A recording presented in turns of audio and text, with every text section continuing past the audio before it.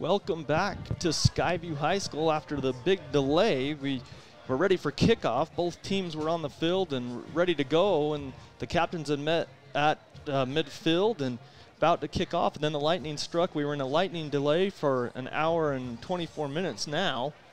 John Newbold, Rex Davis here with you on 106.9 FM, 1390 AM, The Fan, and also on our video stream on CashValleyDaily.com. We welcome you into Smithfield, and of course your video experience is powered by Adams Wealth Advisors.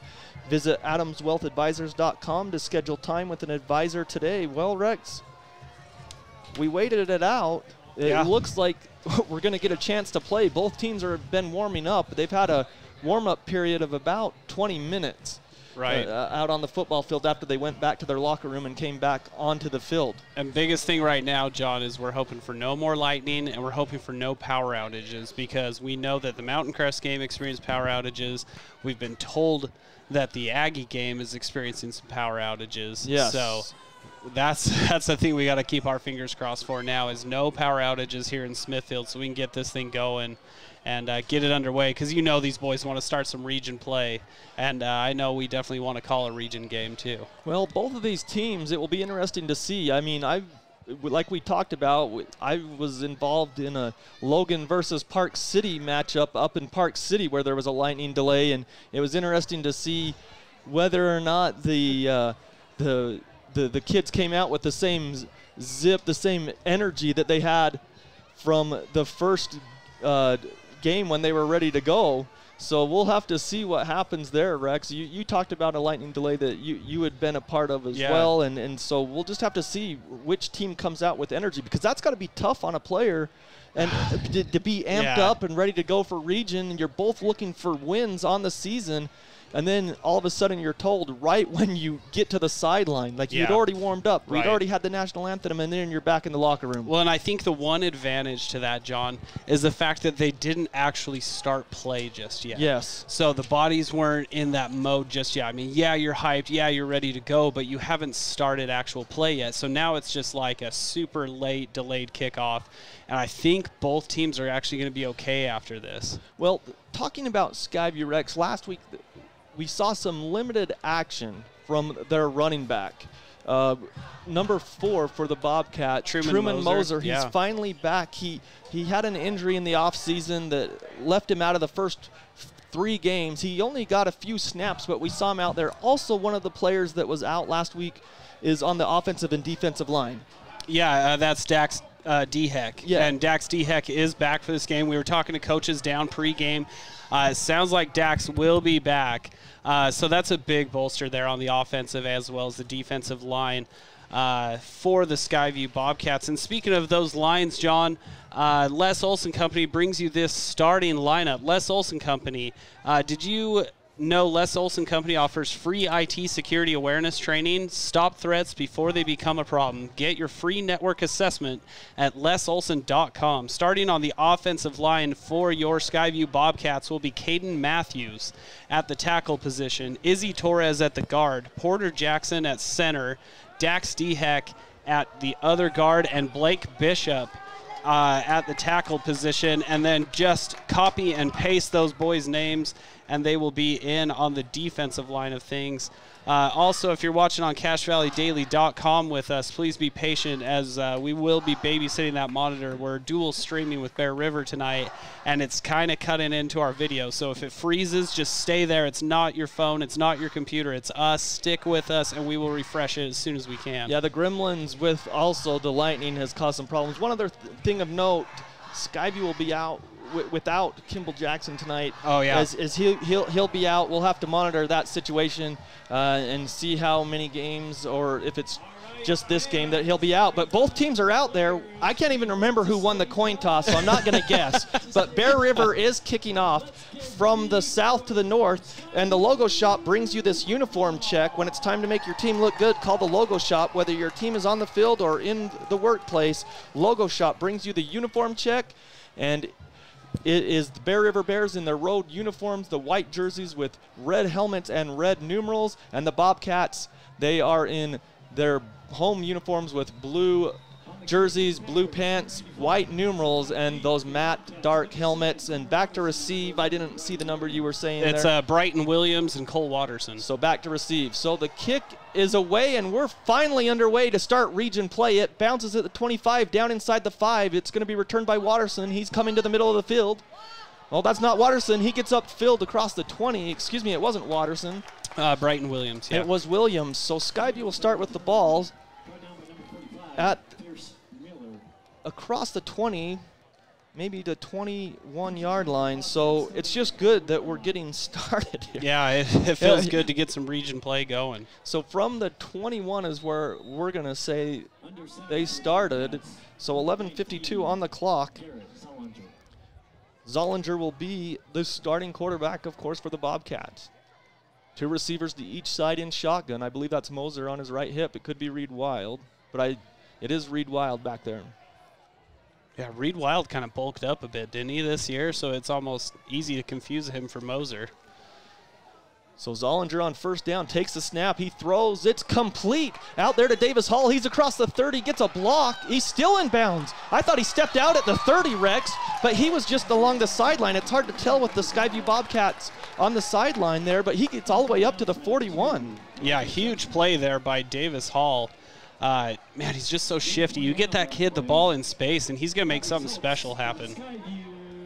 21-yard pass play to Davis Hall on the first play of the game. Now better, just like last week, Skyview had an interception. This time they get an explosive play, a rare one this season. 3 receivers to the left of the field. Ball on the right hash for Zollinger on 1st and 10 from their own 41. Fake the handoff, pass over the middle, complete. Watterson ran backwards, and then he gets leveled. Yeah, we've seen that a couple times this season out of Watterson, trying to use his athleticism, and it ends up costing him. That's Kason Byrne, the safety that comes up and makes the play for the Bear River Bears. So from the 42-yard line, gets up to the 44, a 2-yard pass play for the Bobcats. 3rd play of the drive coming up, ball's on the left hash. 2 receivers to each side of the field. Zollinger is in shotgun. Now he looks to the sideline. 11:05 on the clock. Just underway here after that big, long lightning delay for Region 11, the Bobcats and the Bears. Zollinger sends Watterson in motion into the backfield. Now he sprints out to the left side again. Zollinger back to pass. Now he's going to run. He goes up the middle, and he's tackled. It's a positive gain, but a nice recognition by Bear River to tackle him just across the 45-yard line. Yeah, that's Tyson Brager, the linebacker for Bear River. Right as Zollinger steps up, Brager's able to bring him down by his shoestrings there. And just not enough time there to really read the defense for Zollinger on the play. 3rd and 6. Zollinger, big down for the Bobcats to keep the drive alive. 3 receivers to the right, 1 to the left. All alone on that east side of the football field is Sundstrom, I believe. And the ball's right in the middle of the hashes. Zollinger has Wild on his right hip, takes the snap. He's going to pass. It is complete to Watterson, right at the sticks. He ran backwards again. Yeah, he's got to get upfield. You got to have field recognition if you're Watterson. It's enough to move the chains, I do believe. And that's the coaching staff. Look at Coach Howell. He's up there across on the field yelling at Watterson, saying, you've got to get north and south and stop going east and west. And you can't, you can't fault Watterson too much because he's just trying to make a play, but Skyview gets the first down in Bear River territory. The reason why he's doing that is he's so explosive. He's trying to use that speed to his advantage. So a 6-yard gain on that pass play for the first down. I believe it was 6. They're at the 48 of Bear River. 1st and 10 Skyview, no score, opening drive. Wild on the hip of Zollinger in the backfield takes the snap. He's going to fake the handoff. They throw again to Watterson in the slot. He makes a move and he gets upfield right near the sticks. It depends on the spot, but I think they've got another first down to the 38. Yeah, it's going to be real close, John, but yeah, it's enough to move the chains. And I love this game plan. Just come out and just hit it quick, right? Just quick hitters to Watterson on the sides, quick hitter to Davis Hall, moving the chains. 1st and 10 at the Bear River 38. For the Bobcats. Bear River's really good with their 3-4 defense against the run, and we've seen Skyview come out, and the last few games, Skyview's wanted to establish the run, and now they've come out, and it's been pass, pass, pass. This is the 6th play of the drive. If you can't run the ball, these quick hitters kind of replace that. Yeah, 1st and 10 Skyview from the 38. Zollinger's just going to roll left. He's going to run with it. He's up the field for positive yardage as he just took the snap, Rex, on a designed quarterback keeper and just ran out to the left up the field. Yeah, and what he did is he got in behind Caden Matthews, and Blake Bishop pulled on the play, and he was able just to run right behind those offensive linemen and get that nice gain on 1st down. So a 6-yard rush there. They got the ball at their own 21. This drive started at their own 21 with 11:52. Clock down to 8:20. 7th play of the drive. 2nd down for the Bobcats and 4. From the 32, they hand it off, and it's Wild to the right side, and there it is, that Bear River defense. We just talked about how good they are against the rush this season, and they prove why there. No gain probably on that run to the right. Yeah, just really good play recognition by the linebacker there for Bear River. He's number 48. We don't have one of those on the roster, but Fierce Miller could have been the player in that one. They might have given him 1 yard. We'll say no gain, but 3rd and 3 at the Bear River 31. So another 3rd down. They've already converted 1 3rd down on this drive. Zollinger, he's going to hand it off up the middle. Some shifty work there by Reed Wild, and he gets upfield near the 25-yard line. Yeah, that's really good running there by Reed because, like you said, he was shifty to begin with, but then he finished it with power. So a 6-yard play. They needed 3 yards. They got the first down. So Skyview with a ball control here. 9th play of the drive, 1st and 10 at the 25-yard line of Bear River. Good opening drive for the Bobcats. They started with that explosive 21-yard pass play to Davis Hall to start things off. Shotgun formation, 3 receivers to the left. They hand it off up the middle again. Wild bounces off a tackle, and now he's upfield inside the 15.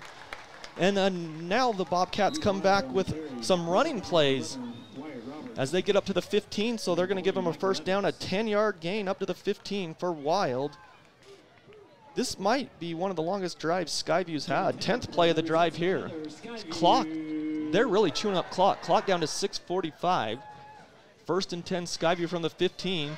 They hand it off on a high snap to Wild. He's running outside, but great job to string it out by the defense of Bear River. Making the tackle, I think, was Riker Jepson, the junior. Yeah, it was Riker in on the tackle. And we got to give Zollinger a little credit, John. There's been 2 snaps on this drive that easily could have gone over his head, and he was able to bring them both down and get the handoffs executed on those plays.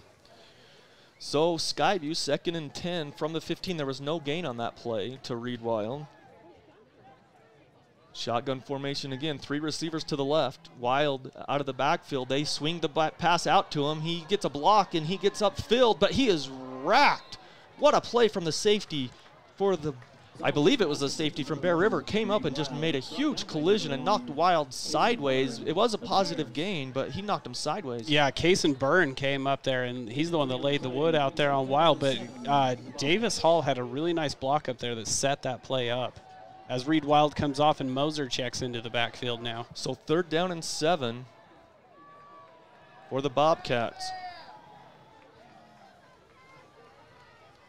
Zollinger looks to the sideline. Now he's going to go up under center. No, he's backing out. He was just letting the line know the play. Takes the snap, fakes the handoff. Throw is complete, and Watterson breaks the tackle, dives for the first down. Did he get to the 5? He needs to get to the 5 for the first down. He got to the 6, I think. It'll be 4th and 1 from the 6. And here they go, hurry up.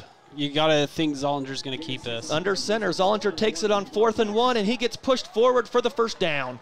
He needed 1 yard.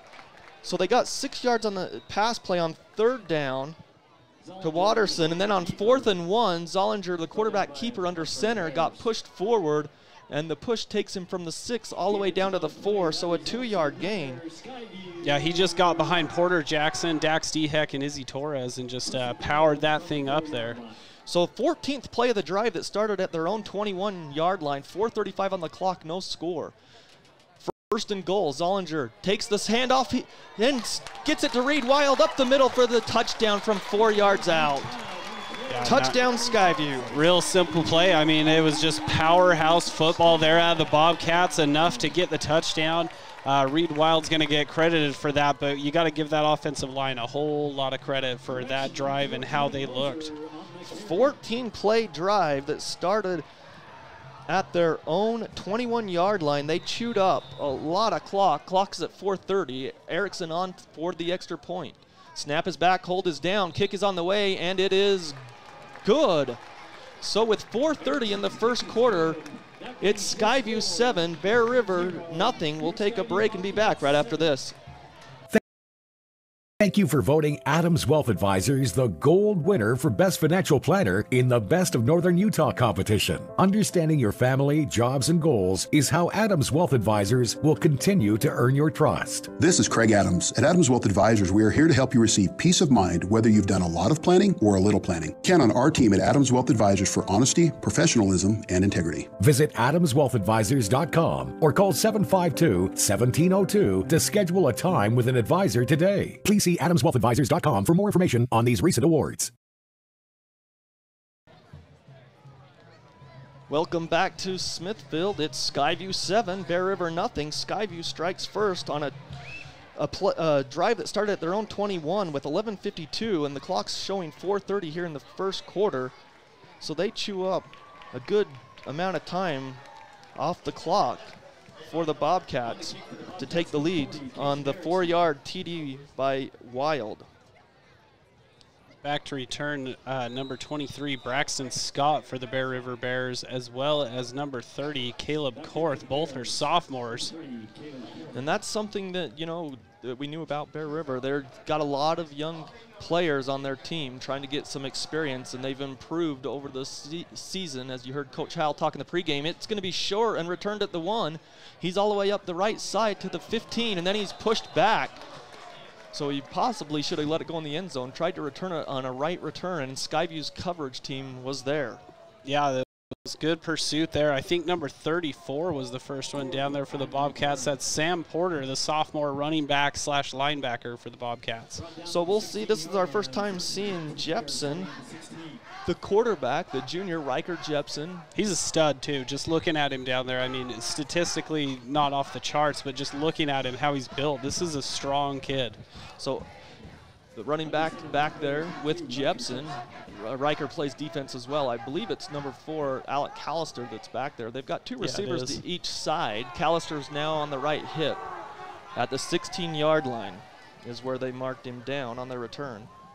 Back to pass. No, they hand it off up the middle, and Skyview's there to bury him right at the line of scrimmage. They might give him a yard. We'll wait to see the placement. I think it's actually going to be no gain on first down. Yeah, Cam Carling, Truman Moser combining on the tackle there for the Bobcats. Good pursuit defensively. Yeah, Jepson handed it off there to Callister, and Callister was met right at the line of scrimmage. Second down and 10 from their own 16. Skyview showing blitz off the right side on 2nd and 10. Clock under 4 minutes. Skyview leading 7-0. Austin Lyon showing blitz off the edge. Back to pass. No, they hand it off again.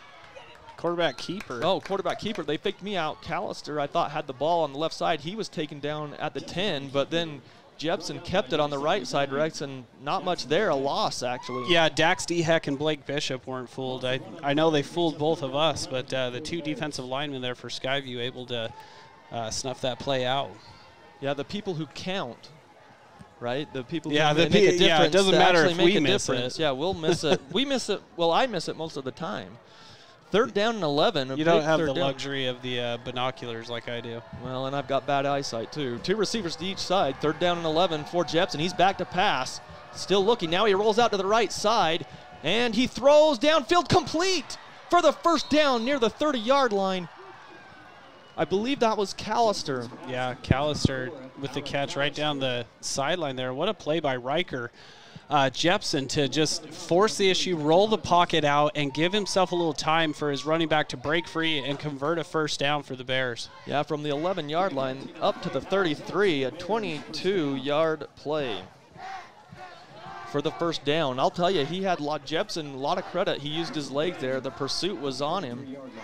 2 receivers to each side. It's the same formation. Callister in the backfield with Jepson. Jepson's going to pass complete to the 40. He's upfield to the 45, near midfield before he's bumped out of bounds at the 49. So a 16-yard play. So no gain, then a 1-yard loss on a rush, and then back-to-back double-digit plays of 22 and 16 for the Bears, and they're right at midfield. One of the few seniors on this team, Wyatt Roberts, with reception for the Bears. So same formation. That ball's on the right hash, going right to left on your radio dial. Thanks for listening here on 106.9 FM and also 1390 AM, The Fan.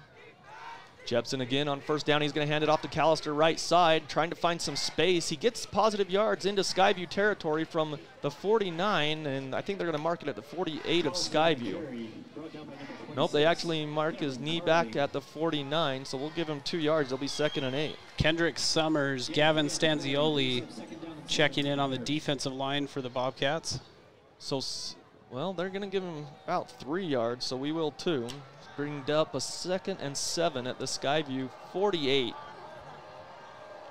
is where they have it. Different running back in the backfield with Jepson. Nope, it's still Callister, and he is met in the backfield and taken down by Big 53. Yeah, Cordell Pond, the senior defensive lineman, right as he checks into the game, makes an immediate impact. Well, Pond was back there right about the time that Callister got the handoff, and he knocked him back to the 50, so a loss of 2. Bring up 3rd and 9 for the Bears. They're at the 50-yard line. They need to get to the Skyview 41 for a first down. I really like that call to switch out the entire defensive line like they did too, John. That was a good call because those kids were just playing O-line, switch them out, and then you can see what a fresh player does right there. Minute and 30 seconds on the first quarter clock. 7-0 Skyview. Bear River driving on 3rd down and 9. Back to pass. Jepson's got time. Wide open is Callister at the 40 to the 30. And he's taken down at the 30. He just found a spot in the zone. He was wide open. Yeah. A blown assignment by Skyview defensively and a great route by Callister. Yeah, absolutely blown assignment. The senior Tyson Hodges had to come over and make the tackle, and that was not the player he was supposed to be guarding on that play. I promise you that as an outside corner. But, yeah, this Bear River team, man, they're starting to march. 20-yard pass play to the 30, 1st and 10. They're at Skyview's 30, trying to answer Skyview's 7 points and get back on the scoreboard. Looks like Bear River, is that a bunch formation out there? A 3-receiver bunch formation on the short side of the field out there on the east, the right hash. Then they've got a lone receiver here to the left. Hand off to Callister. He slips in the backfield as he tried to cut, and Wild won't let go of his leg, so no gain. As Wild had his leg, and then 2 of the Bobcats came up to help their teammate and knock him down for no gain. Yeah, really good play recognition there by Reed Wild. He was over there on that bunch side to help in coverage over there, but he's able to come up and make the tackle on the running back. Clock is running here in the first quarter. I don't know if they run another play. There's 20 seconds on the clock. Fast first quarter. Well, part of that is the officials. They spot the ball really quickly, Rex. They might have a dinner appointment to get to because at least this season, we haven't seen the head officials start the clock so quick after a first down. They're moving. Bear River's going to let it roll out. We'll switch sides of the field. So it's the end of the first quarter. Skyview 7, Bear River nothing. We'll be back right after this. The Karen Nielsen Guild Mortgage Team will help you find the loan to fit your life. Guild Mortgage offers hundreds of loan products for a wide variety of borrowers, including first-time home buyers, military families, and rural residents. Guild Mortgage also offers many state, county, and city housing programs that provide down payment assistance. At Guild, they work hard to deliver what matters most to you with a loan that fits your life. Call 435-294-2480 or Google Karen at Guild Mortgage. NMLS 3274 and 80226, Equal Housing Lender. This is the season to stock up on oil and filters. It's the Fall Napa Gold Filter Sale at all 5 Cache Valley Napa Auto Parts stores. Napa Synthetic Blend Oil, $1.99 a quart. Seafoam, $59 a can. Napa 15W40, $9.99 a gallon. Chevron Delo 15W40, $11.99 a gallon. These specials and a whole lot more during the Napa Gold Filter Sale, now through September 15th at your 5 locally owned Preston to Providence Napa Auto Parts stores. Napa know-how. Napa know-how. Welcome back to Skyview High School. Start of the second quarter, 7-0 Skyview. Bear River is driving to 2nd and 10 from the Skyview 30 for the Bears. Going to the north, or excuse me, the south. Jepson fakes the run, and now he's going to pass it out there, incomplete, as he tried to throw a screen out there to a wide receiver, but it was high, and the receiver couldn't haul it in. Yeah, I love how the near side, if you're watching on CacheValleyDaily.com, I love how the near side corner, number 30, that's Tyson Hodges, came up in press coverage. He didn't even let his receiver off the line of scrimmage on that play. This video experience on CacheValleyDaily.com, if you're streaming there, is powered by Adams Wealth Advisors. Visit AdamsWealthAdvisors.com to schedule time with an advisor today. So 3rd and 10 from the Skyview 30. Back to pass, the blitz is on. Jepson throws, it's complete to Callister across the middle, but he's well short of the first down. Gained about 4 up to the 26. Yeah, now let's see what Coach Wise wants to do. I was watching Bear River's kicker in pre-games. This would probably be right on the verge of his range right here from what I saw in pre-game. It looks like Jepson's staying out there. I don't see the kicker running out. Yeah, they're gonna go with it, John. So it brings up a 4th and 6. 11th play of the drive that started at their own 16-yard line. Empty backfield. You've got 4 receivers in a bunch formation out here to the short side of the field. Jepson's going to throw the wide receiver screen. Callister's going to throw. He's got a man wide open, and it is complete. As Skyview got burnt on the double pass, yeah. Callister threw it. Wild was there. It was a wounded duck in the air. It was up there forever, but Skyview's defense wasn't there to knock it down, so it's 1st and goal down to the 3. So a 23-yard pass play on 4th down. Yeah, I think that's a great time to call that play too. I mean, what a call by the Bear River coaching staff. 1st and goal for the Bears at the Skyview 3. 2 running backs in the backfield for Jepson. He gives it off to Callister right side, and he is stacked up. No, he got away from it, and he's going to get into the end zone. What an individual effort by Callister to spin out of the initial tackle and then got pushed forward and into the end zone with 10:39 on the clock. Yeah, huge play there by Callister. He was stopped dead to rights for maybe, I would say, right at the line of scrimmage, it felt like, John, but then he just powered through, able to convert that thing and get the touchdown for the Bears.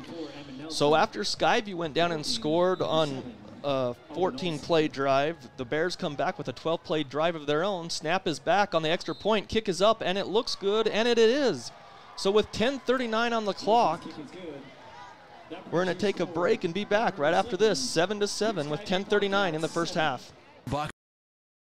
Elder County McDonald's are proud to support local high school athletics and wish all the local teams the best of luck this season. Your local McDonald's is hiring. Work for McDonald's and let McDonald's work for you. Enjoy flexible hours, tuition reimbursement for continuing education, plus meals and other perks. Management positions are available. Apply at careers.mcdonalds.com today. That's careers.mcdonalds.com. Or apply in person. McDonald's and its franchisees are equal opportunity employers committed to a diverse and inclusive workforce.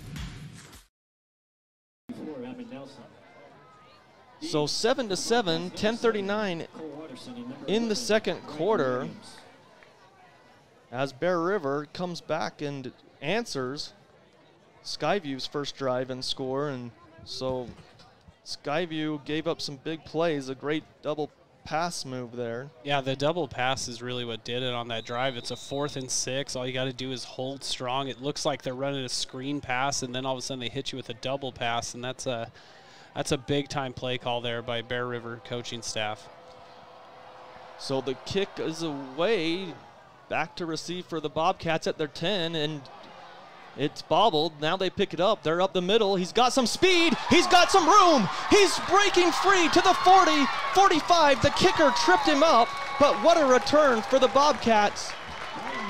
That is Brighton Williams. Brighton Williams. Yeah, just, man, what an impact play by Brighton Williams. Way to get yourself a nice kick return there, especially as a sophomore.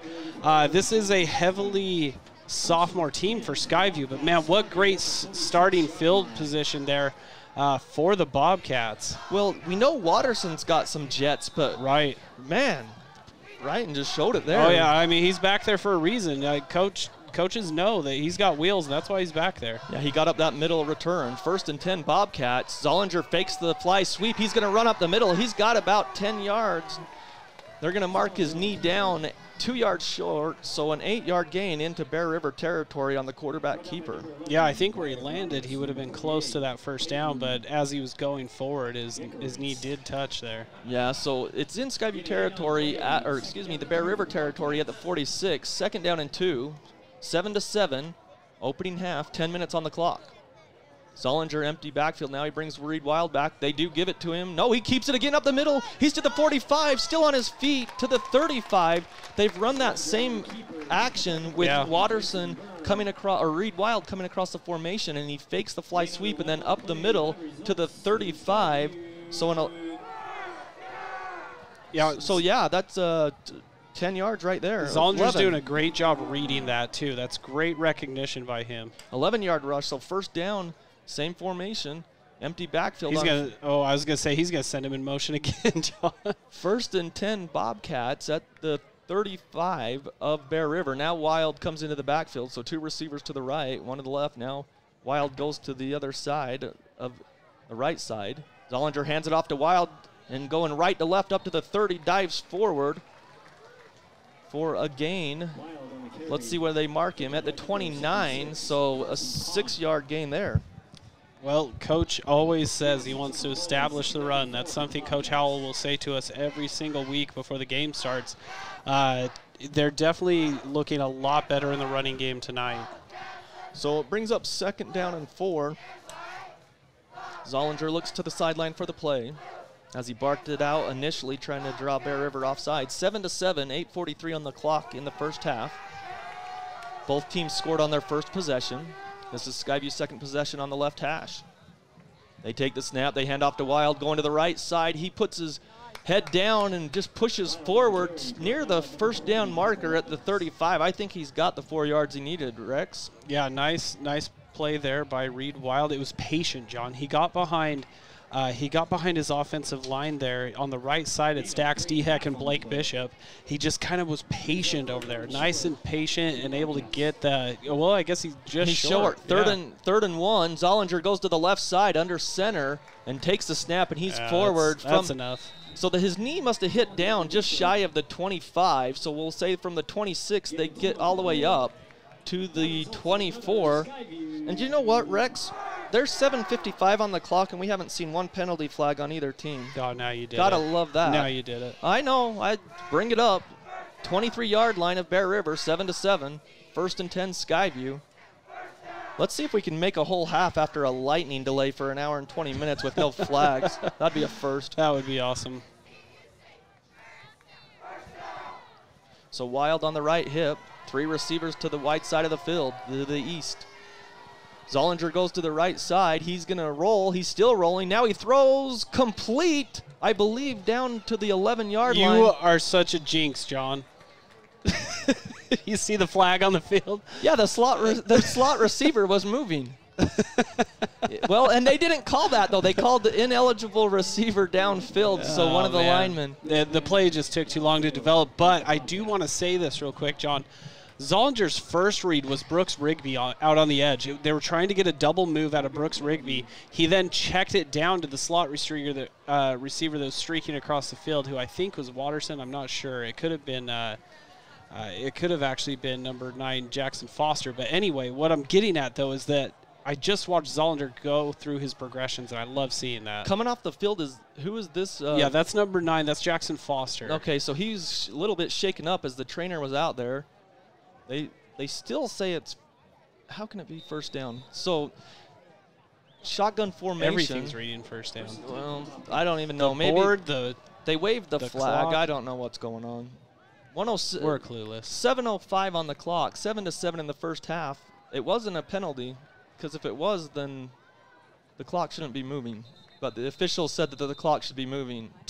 Now they're going to have to talk about this. Now thing. the umpire comes in. Yeah, see, they didn't mark off he didn't mark off the 5 yards. I'm telling. That's why it was so confusing, because they didn't mark the 5. Right. That's why it was first down over, but they didn't mark the 5 yards off. So now it's 1st and 15, but the clock shouldn't have started. When you make it that far into a game without a penalty, and then somebody jinxes you like that, you're just. The referee said to start the clock, but I don't think he's supposed to after a penalty. Oh well, that's fine. 7-7. They want to get to their dinner appointment. 2 receivers to the right. Zollinger back to pass. He's got a man down the seam. Complete. Bounces off the defender. He's still on his feet. Inside the 10, down to the 6. It was Davis Hall, I believe. Rex is saying it's Davis Hall, so it was. Down to the 6-yard line from the 28, a 22-yard. What a strike by Zollinger. And here they go with a little bit of tempo, John. Getting back up to the line of scrimmage. I expect Reed Wild to take a handoff here. Or Zollinger on a keeper. 1st and goal. Zollinger hands off. No, he keeps it off the right side. He's down inside the 5 to the 2 on that read option. He's down to the 2 from the 7, about a 5-yard gain. As Zollinger, you said that he's been reading that read option really well tonight. Yeah, John, when you're running a read option like you're seeing there or listening to us, basically as a quarterback, you put that ball in your running back's gut and then you read the defensive end. If the defensive end takes running back, you keep. If he takes you, then you give it to the running back, and Zollinger is just reading it perfectly right now for the Bobcats. So under 6 minutes here in the first half, 7-7, a first half that's flown past. I mean, this first half went quicker than that hour and 20-minute delay we had for the Lightning. Zollinger on 2nd down, hands it off to Wild, bounces off the tacklers, dives for the end zone on the left side. Touchdown, Reed Wild. Nobody wrapped him up the middle, and so he bounced it to the outside, dives in from 2 yards out, and the Bobcats regain the lead, 13-7. Nice run there by Reed Wild. He was not going to be denied once he got near the goal line. He dove in, punched that thing in, running off the left side behind Caden Matthews and Izzy Torres, just able to punch that in for the Bobcats to reclaim the lead. 2nd rushing touchdown for Wild. He had a 4-yard touchdown on the first scoring drive. This one from 2 yards out. Erickson on to attempt the extra point. Snap is good. Hold is down. Erickson's kick is on the way. And that's why he's automatic Erickson. 14-7 with 5:43 in the first half. 30-second break, and we'll be back right after this. Back to school time. You're getting the clothes and the supplies, but don't forget the haircut. The students at New Horizons Beauty College are trained in all the latest trends and techniques. Plus, New Horizons has great prices on the products to help you maintain that new look, like Redken, Matrix, Biolage, and Bricado. All services performed by students and closely supervised by licensed instructors. Oh, hey, they're also enrolling for fall classes right now. Create your own individuality at New Horizons Beauty College in Logan. Welcome back to Smithfield. It's 14-7 here. Skyview leading Bear River. Score we had from Maverick Stadium is up at Utah State. It was 14-7 for North Dakota over Utah State. That was the last score we had. I don't know how much time was on the clock, but Erickson in to kick off. We're hoping to get a score from the Mountain Crest Logan game, but we haven't heard anything yet. Yeah, who knows? Maybe they don't even have power yet in Hiram. I hail from the land of Hiram, and same here. When the power goes out, it's typically out for a while. Yeah. So Skyview scores on their first 2 possessions. Bear River scored on their first. Erickson to kick off to the north end zone, and he boots it. It's high. It is deep, and it is in the end zone. And so Bear River will start at their own 20. So again, Skyview's defense, they bent a little bit. Yeah. But they broke down on 4th down. They gave up, there was at least 3 explosive plays of more than 20 yards on that first possession for the Bear River Bears. Yeah, and it's kind of like we saw in the last previous games, except it was 3rd down in the previous games. It was 3rd down that they would hold strong on 1st down, hold strong on 2nd, and then break on 3rd and forever in the last couple of games for Skyview. This time they broke down on a 4th down. Let's see how they're able to respond coming back out now. 2 running backs in the backfield, 1 on each side of the quarterback, Jepson. He fakes it to both. Now he's going to pass. He rolls out. He throws. It's complete up at the 30. Nice move there by the receiver, and that was Gage Hansen got out across the 30 to the 36-yard line, a 16-yard pass play for Bear River. Yeah, and that's just a straight timing play, John. It's the fake handoff. The quarterback intentionally spins out, and that is just, I bet you Riker Jepson could have thrown that with his eyes closed because it was just a perfectly timed play for Bear River, one they've clearly ran in practice a lot. Well, we've got a score update from the Logan game. We'll give you that to you coming up after this play. 5:05 on the clock in the first half. 14-7 Skyview leading Bear River. Bear River has it 1st and 10 at their own 36. Jepson moves Callister to the left, and then delay a game as the flag comes out. The second penalty of the game, it will be a delay of game from the back judge. It'll be Bear River's first penalty of the first half. That's not too bad, though. 4:55 left in the first half. Skyview 14, Bear River 7, and we've got 2 penalties, John. Not too shabby. And the clock continues to run. No, he signaled. He signaled for it to run. Well, I know that the official, he's just letting it run. I've just never seen that before after. A dang video feed. We'll try to keep on top of that. It's the lightning monster that messed everything up from the start. So handoff, no, he's going to keep it. Jepson rolls out to the right side. Still running. Now he throws late and incomplete downfield at the 45 of Skyview. Incomplete as it hits the turf. And there's a penalty marker. It'll probably be an ineligible receiver downfield. That's what we've seen a lot of this year, as it is a point of emphasis that the high school referees have been instructed to look for. Oh, they call holding on this one, and that's a spot foul. So they call it, the penalty marker was right at the line of scrimmage at the 30, so it's a 10-yard penalty from the spot of the foul. It will go back to the 20.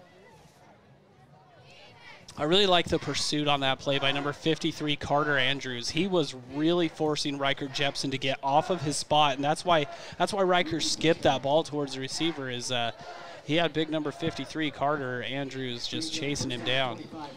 So as they line up, we'll wait a second to get to that score, and now they mark it back 10 yards. Did Skyview decline it? Skyview declined. They marched it and then marched it back. Well, they thought they would take it. Skyview declined, so the ball goes back to the 31. It will be 2nd and 16 or 15, excuse me, 2nd and 15 from the 31. Back to passes Jepson again. The blitz is on. He throws out to the outside and incomplete. That blitz came right in his face, and he let that go too early and wide to his receiver on the sideline. Right? Yeah, he had to let that thing go. It was fight or flight type moment there, and he just had to let it go. Callister over there, but just there was no chance of that thing working with the way that Riker Jepson had to scramble for his life. So Coach Hal is the defensive coordinator for Skyview. He declined the penalty and then sent the blitz on 2nd down, and it brings up a 3rd and 15 now for Bear River, deep in their own territory, 31-yard line. 3rd and 15 with 4:23, and the clock has actually stopped for once. Back to passes Jepson. He fakes it. Now he's going to throw the screen. Good setup up to the 35, the 40, breaks a tackle. He's near the 1st down marker, but he needed 15 yards. Skyview's going to keep him short of that. There's an injured Skyview player. He's going to be about 2 yards short. It's Watterson on the tackle, so it'll be about a 13-yard gain on 3rd and 15 on the screen play. And what a tackle it was, John, because that's the bend, don't break thing, and I thought to myself, here they go breaking again. But able to hold him, force the 4th down, either make him get tricky with this or make him punt. So the clock is at 3:51, 14-7 Skyview. And was there a timeout?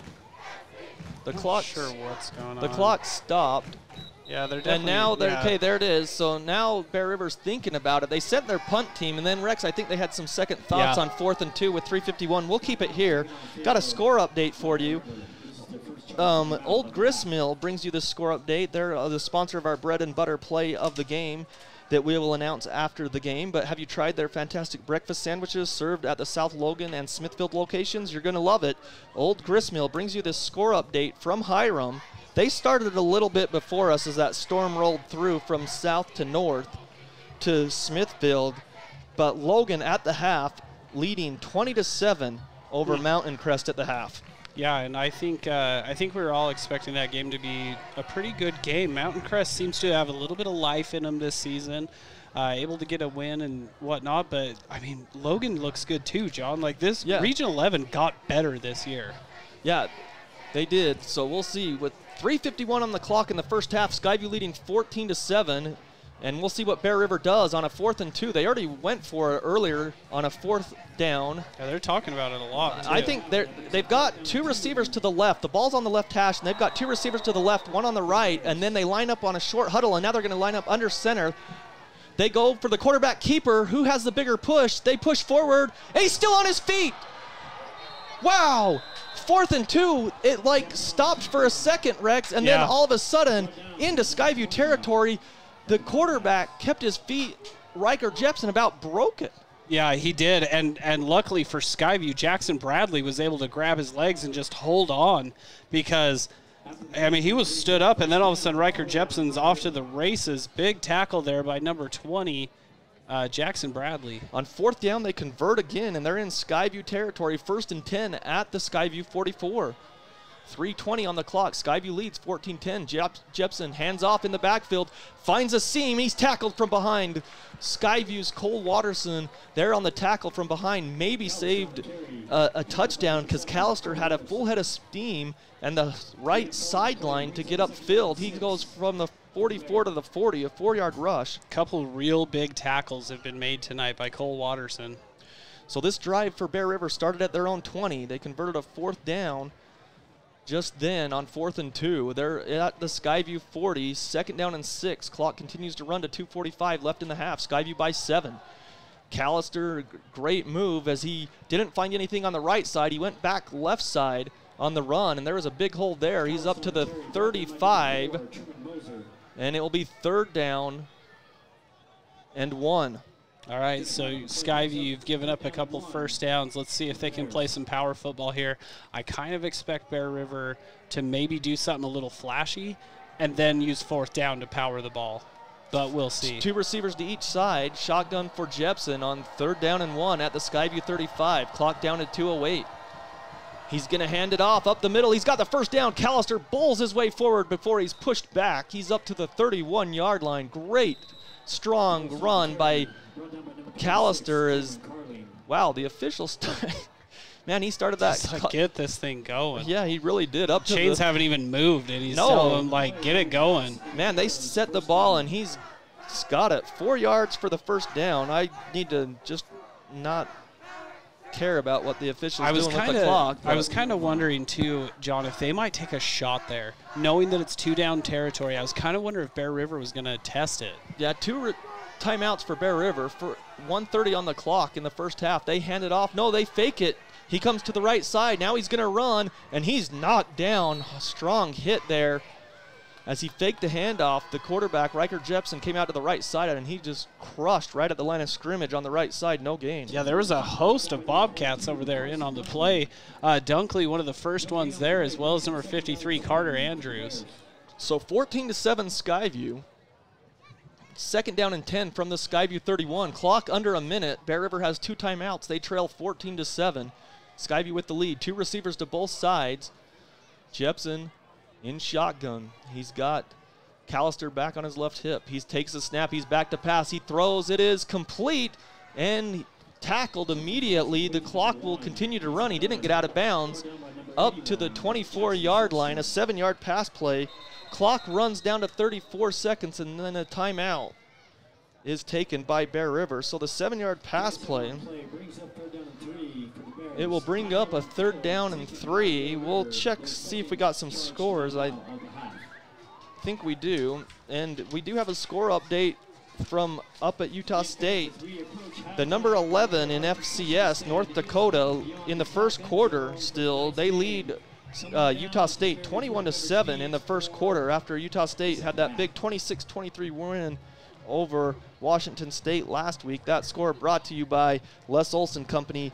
Did you know Les Olson Company offers free IT security awareness training? Stop threats before they become a problem. Get your free network assessment at lesolson.com, Rex. Yeah, and I was listening to the Full Court Press with Eric Franson and Ajay Salveson, and they were talking about that Aggie squad. They're saying, hey, man, they cannot look past North Dakota. Yeah. You can't. Yeah, they're an FCS opponent, but I mean, like you said, John, they're ranked number 11 in FCS. Like they're the real deal. Yeah, they have a big running back that was coming back. Big running back, and yeah, you went and beat Washington State, but I heard Ajay have a take where he's like, that means nothing if you lose to North Dakota. Yep, it really sets you back in Coach Anderson's first year up at Utah State. So 14-7 here, Skyview with the lead, 35 seconds on the clock. Bear River has it, 3rd and 4 from the Skyview 25.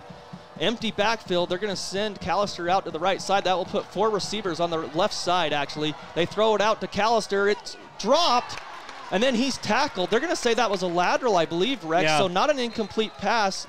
And now, did the official come in late and say incomplete? Okay, yeah, he is. So he did say incomplete. So with 32 seconds, it's going to be 3rd and 4, and that helps Bear River because it's 3rd and 4 instead of 3rd and long. Oh, absolutely, that helps Bear River. But this is an interesting thing here. I mean, they're going to go for it on 4th down here, but, man, if you're the coach, you got to think about a field goal, right? Oh, and here he goes. Well, no, it's 4th and 4. Excuse me, that was 3rd down. He's going to march the field goal kicker out, and that is big number 84, Ammon Nelson. Yeah, excuse me, Ammon Nelson. I got it down, Rex, on that paper, what his long is on the season. He's kicked a couple. His longest this year is 32 so far. This one is from 42 from the right hash, and now a penalty marker, delay a game. The back judge called delay a game. So that is 31 seconds. They call it delay. It will be even further now on the field goal attempt if they do attempt it. That's a big delay a game.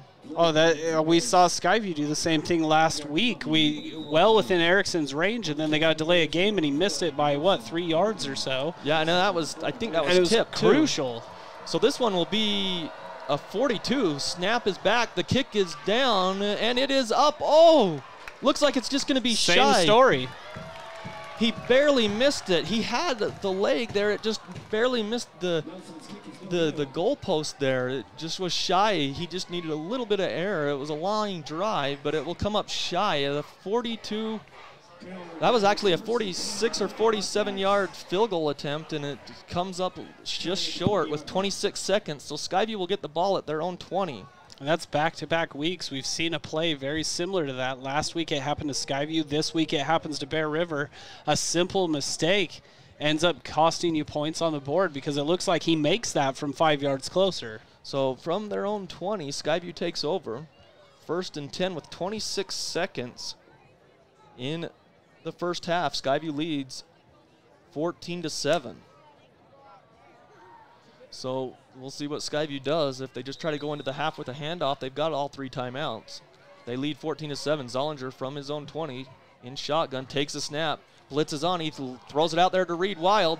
Wild up the field. Man. And he gets bounced out of bounds near the 30-yard line.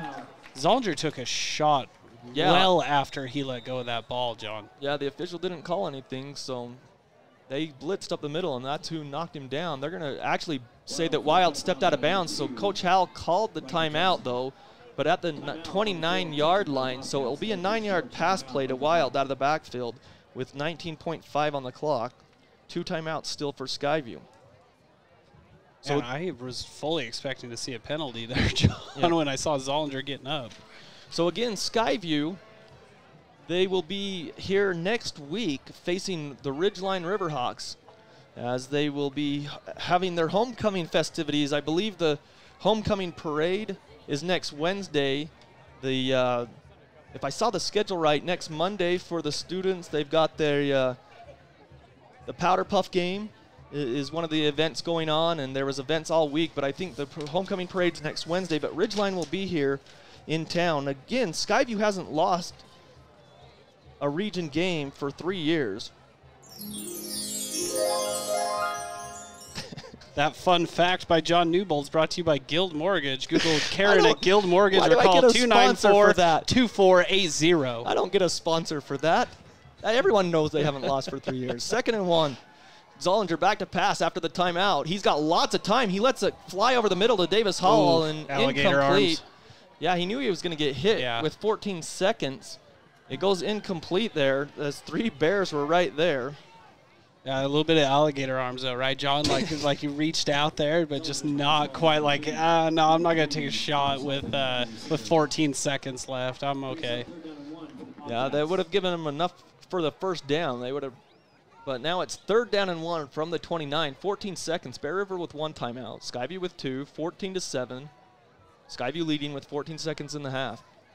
Wild on the right hip of Zollinger. 3 receivers out to the wide side of the field to the west. Zollinger's going to hand it off to Wild up the middle. He's got a blocker in front of him. He's up to the 40 and taken down. That's great. Man. Great job. Timeout by Coach Hal, but that was a great individual effort by Bear River to make that tackle. With a lead blocker, you thought that Wild would have a lot more room to run there. And look at Blake Bishop talking to Reed Wild. He's like, dude, just get behind me, man, because Kaysen Byrne comes up for the Bears and makes a huge tackle in the open field for the Bears. Yeah, up Huge to play. Up to the 40-yard line. It will still be 11 yards and a first down with the clock stopped after the timeout. Each team with 1 timeout. If you're Coach Hal and you're talking to Brant Reese, the offensive coordinator, I would try a deep out over here. You've got 1 timeout. Yeah. Try to get out of bounds, use the timeout, and maybe you have one last chance for an Erickson field goal attempt or a long Hail Mary to the end zone if you're in Bear River territory. We'll have to see. You got to stay hungry, John. Speaking of hungry, McDonald's. Your local McDonald's is hiring. Flexible hours, tuition reimbursement, plus other perks. Apply at careers.mcdonalds.com today. Push the button for you. All right, staying hungry. It's been a long night with that lightning delay. 8 seconds on the clock. 14-7 Skyview. Ball's on the right hash at the 40-yard line of Skyview. Oh, they got too many guys. Yeah, there he goes. So 3 receivers to the left, to the west side of the field. There's the whistle for start of play. In the shotgun, that's Watterson. He's going to run it up. He's to the 50, and he's tackled, and 3 seconds on the clock, and now a timeout by Coach Hal as they run that Wildcat formation. Watterson was out there, and he gets across the 50 to the 49, so you're not in field goal range with a play like that, but you have 1 shot to throw to the end zone. Skyview exhausts their last time out of the half, Rex. Yeah, and I think now you've given yourself a chance for a Hail Murray or a Hail Zollinger, I should say. You know, maybe you just roll Zollinger out, give him a little time, let the receivers get downfield. Brooks Rigby's probably a 6'4" wide receiver. Maybe just throw a jump ball down there, see what happens. Sundstrom's a big, tall receiver, too. McDonald's, they're also the sponsor of our player of the game that we'll announce, and Reed Wild possibly up for that because he's had 2 first-half touchdowns. Yeah. In a 4-yard touchdown. I got him down for a couple tackles as well. Yeah, so. 4-yard touchdown and a 2-yard touchdown. The first drive. Skyview scored on their first 2 possessions of the first half. This is their 3rd possession of the first half. Lots of clock because both teams have, if we kept time of possession, they really run a lot of clock. Well, here's something crazy, John. So the Bears are going to drop 6 defenders back between the goal line and the 25-yard line. Yeah, they've got 2. They've got 2 safeties back there. I'll call them safeties, but there's 2 guys that were on the goal line. 1 guy on the 5, 1 on the 18, and then you've got 2 maybe linebackers here at the 29. You make a couple guys miss on a 7-yard slant, and you're going to the house on this play. Well, let's see. So Skyview with 2.9 seconds. This should be the last play of the game. I'm trying to see who they have in a receiver on that far side. It is Rigby, Sundstrom, and Davis Hall. 3 receivers to the right. Davis Hall's in the slot. Out there to the right side. Zollinger looking right. Now he's flushed out to that right side. Now he winds up, he lets it fly. He gets it all the way down to the end zone. Not quite, and it's knocked down by Bear River at the 5-yard line. And looking to see that there's no flags before we say that it's halftime, and there is no flags. So at the half, Bear River knocks it down on that last Hail Mary or Hail Zollinger play that you called it. 14-7 at the half. Skyview with the lead. We're going to take a break during halftime, and we will be back right after this. Important to make an impression. Call on the Logo Shop. They specialize in designing and customizing your logo onto t-shirts, golf shirts, jackets, and hats. Your logo will look great on name brand apparel from Nike, TravisMathew, OGIO, North Face, Under Armour, and Carhartt. The Logo Shop can put your logo on literally thousands of items. Pens, water bottles, mugs, travel accessories, outdoor gear like Yeti coolers. Call on the Logo Shop and check out the possibilities. The Logo Logo Shop. Logo stuff. The Logo Shop. Sack lunch, picnic lunch, business lunch. There's nothing better or more satisfying than the lunch special at Old Grist Mill. It's lunch the way Mother Nature intended. All natural bread, the perfect amount of meat, veggies to your liking. And then it only gets better with your choice of a fresh-baked cookie, chips, and drink. You know what we're talking about, that famous Old Grist Mill lunch special. Get your made-to-order special at the South Logan, and now Smithville locations. Old Grist Mill, here for you. At Cache Valley Auto Care, you'll find all the expertise you need to take care of your car, from advanced diagnostics and major repairs to oil changes, tires, brakes, and maintenance. You can count on Cache Valley Auto Care to tell you what needs fixing now and what stuff can wait. So whether your check engine light just went on or it's time for an oil change, now is the time to head over to Cache Valley Auto Care. Because when your car isn't working right, you just need someone who can help make your life a little easier. Cache Valley Auto Care, behind Home Depot on 200 East, 1175 North.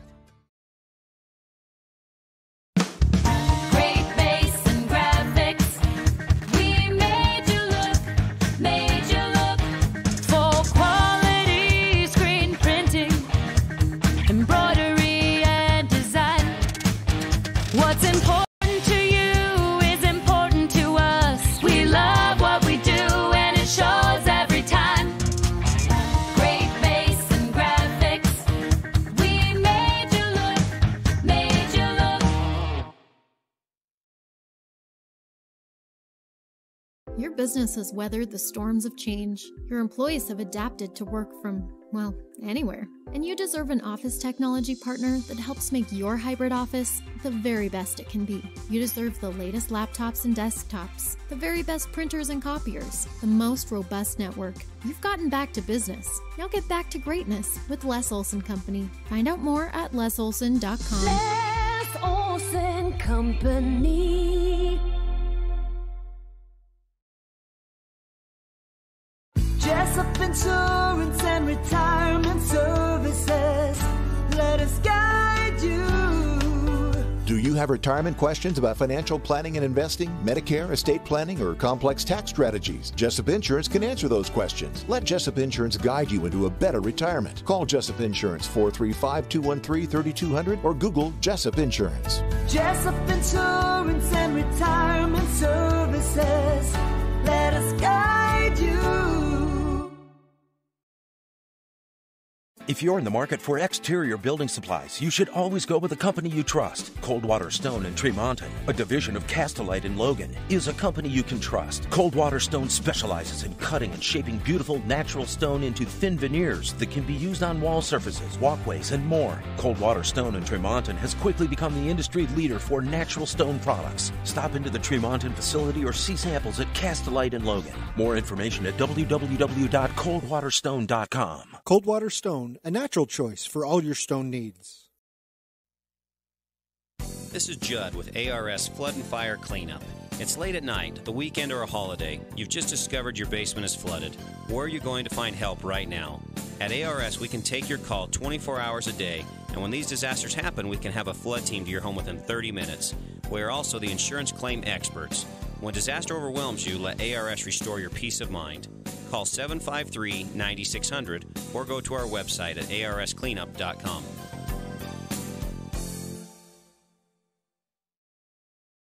Thank you for voting Adams Wealth Advisors the gold winner for Best Financial Planner in the Best of Northern Utah competition. Understanding your family, jobs, and goals is how Adams Wealth Advisors will continue to earn your trust. This is Craig Adams. At Adams Wealth Advisors, we are here to help you receive peace of mind whether you've done a lot of planning or a little planning. Count on our team at Adams Wealth Advisors for honesty, professionalism, and integrity. Visit adamswealthadvisors.com or call 752-1702 to schedule a time with an advisor today. Please see adamswealthadvisors.com for more information on these recent awards.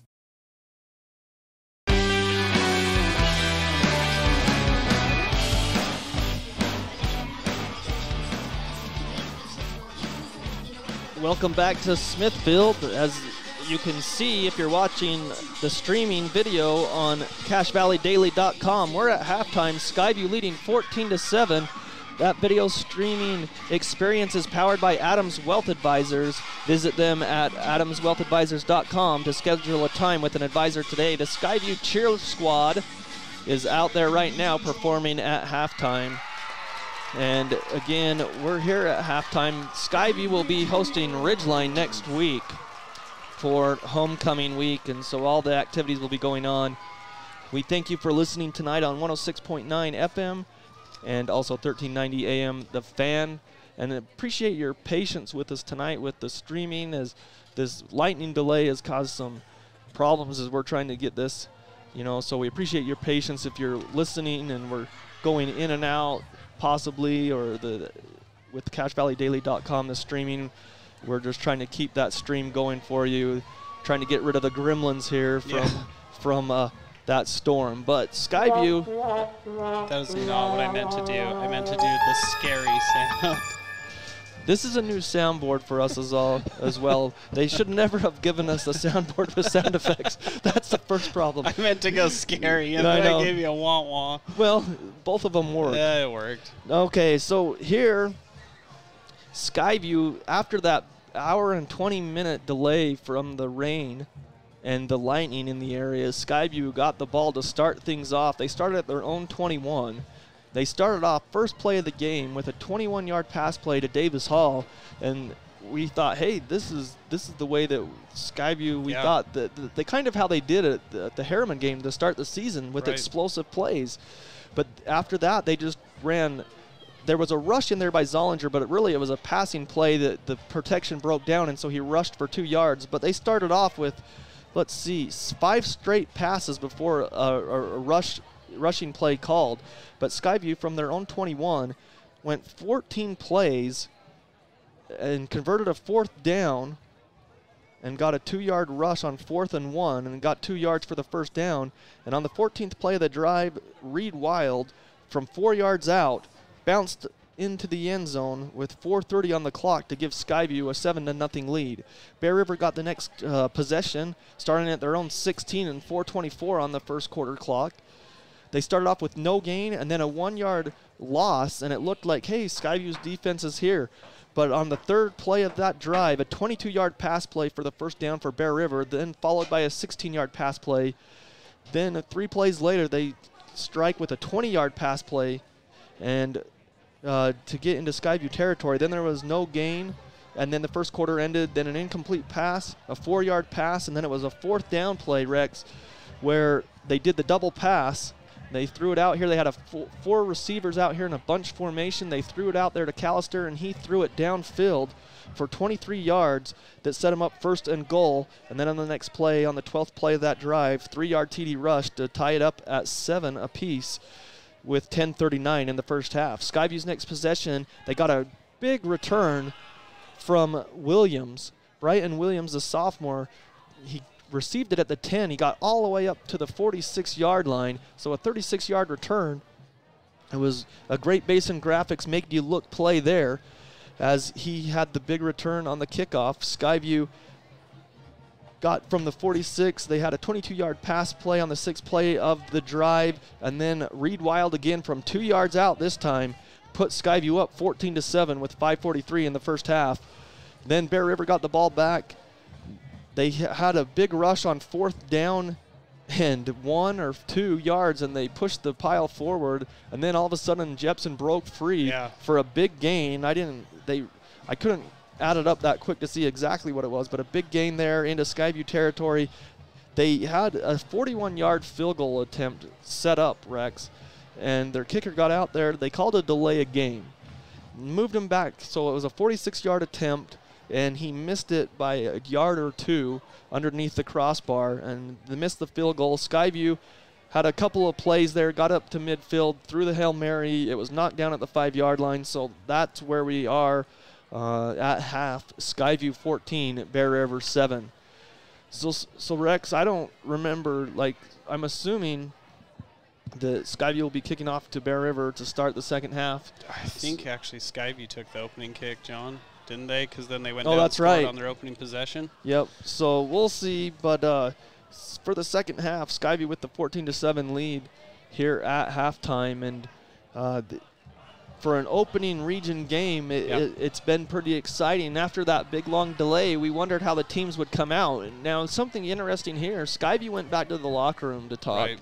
Bear River, they're actually just lined up in the north end zone. Yeah. And they're just in the northeast corner of that end zone, and they stayed here on the field for halftime, Rex. What do you think about that? They're just chilling, man. Like, Bear River's actually got to be feeling pretty good, if I'm being honest with you, John, because they're a delay of game penalty away from being down 4 points in this game at halftime against the defending back-to-back state champion Skyview Bobcats. Like, if you're Bear River, you're pretty stoked right now just to be down 7 to Skyview, because I think if you're Bear River, you're coming out into the second half, you're thinking, you know what, we got a chance. We got a chance to come out and win this thing. So I think Bear River, heck, stay out on the field. Enjoy this because you're playing well. Well, 9:30 is what my phone is saying, and usually we'd be wrapping up the game. We still have a half to play. 14-7 here. The last score we had was Mountain Crest was trailing 20-7 to Logan, and that was at halftime. They started a little bit before us, so they're probably midway through the third quarter, if not more, depending on how that clock's running. Last score we had from the university was 21 for North Dakota, 10 for Utah State. That was just at the start of the second quarter, I believe. So we're halftime here, getting ready for the second half. We're going to step aside again, and when we come back, we'll be getting closer to the start of the second half. Thanks for listening to Bobcat Football here on 106.9 FM, The Fan. The Karen Nielsen Guild Mortgage Team will help you find the loan to fit your life. Guild Mortgage offers hundreds of loan products for a wide variety of borrowers, including first-time home buyers, military families, and rural residents. Guild Mortgage also offers many state, county, and city housing programs that provide down payment assistance. At Guild, they work hard to deliver what matters most to you with a loan that fits your life. Call 435-294-2480 or Google Karen at Guild Mortgage, NMLS 3274 and 80226, Equal Housing Lender. This is the season to stock up on oil and filters. It's the Fall Napa Gold Filter Sale at all 5 Cache Valley Napa Auto Parts stores. Napa Synthetic Blend Oil, $1.99 a quart. Seafoam Fuel Additive, $5.99 a can. Napa 15W40, $9.99 a gallon. Chevron Delo 15W40, $11.99 a gallon. These specials and a whole lot more during the Napa Gold Filter Sale now through September 15th at your 5 locally owned Preston to Providence Napa Auto Parts stores. Napa know-how. Napa know-how.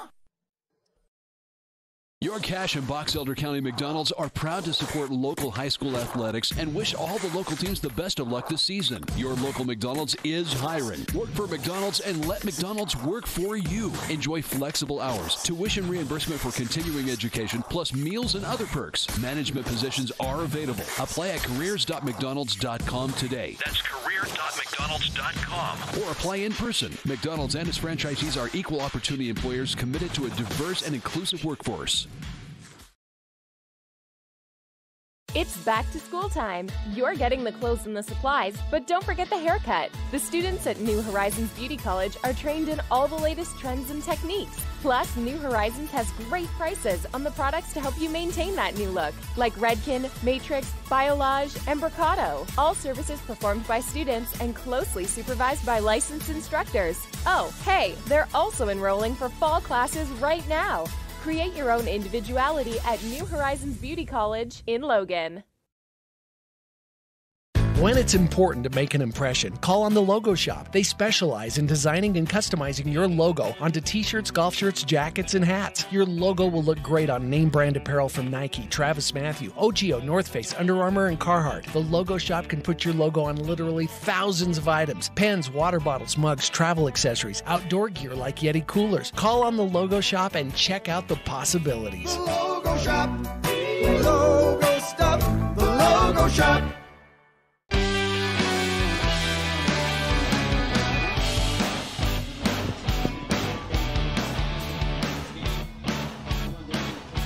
Welcome back to Skyview High School, 14-7. Skyview with the lead here at halftime. We're nearing the second half kickoff as both teams are out there. And they had warmed up and ready to go, so we'll await this second half as we believe Bear River will be getting the ball to start the second half. As the temperature really has cooled down, obviously, with the weather, and it's nice to see that that rain and lightning went away and that we were actually able to play tonight. There was some concern or some talk that in the press box that we'd be back here tomorrow afternoon, and I'm glad that didn't occur. Yeah, so we'll take this for sure. So again, Skyview with the lead, 14-7. It's been a good first half. I mean, a really fast-moving first half. That clock was moving a lot. Both teams grinding it out on those first two possessions that they each one on their first possession was like 12 plays and 14 plays on those first two drives for the teams, and that really chewed up a lot of clock as both teams were really running the ball, and even when they passed, they stayed in bounds. They didn't get out of bounds to stop the clock. And again, we have noticed, and I only point this out because we haven't seen it for, I don't know, anything this year, but a long time of us covering high school sports, Rex, is this main official, he's wound the clock, and they've set the ball for play before the chain gang has even moved on that other side of the field, which is rare. You usually see that chain gang as soon as they set the chains is when they'll start the clock. But Skyview will be kicking off to the north. Erickson will be kicking off for the Bobcats, going right to left on your radio dial. Again, your video experience on CacheValleyDaily.com streaming is powered by Adams Wealth Advisors. So two back for Bear River to return as Erickson boots it away. It's high, it is far, and it is gone. It lands 8 yards deep into the end zone, and so Bear River will start 1st and 10 at their own 20-yard line to start the second half.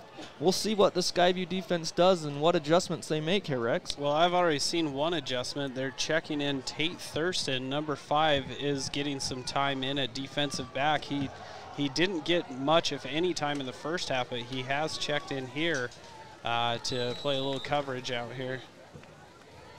Well, we'll see what, if any, offensively for the Bears, if they do anything different. They're in this game looking for their first win of the season, 0-4 so far. Skyview 2-2 on the season.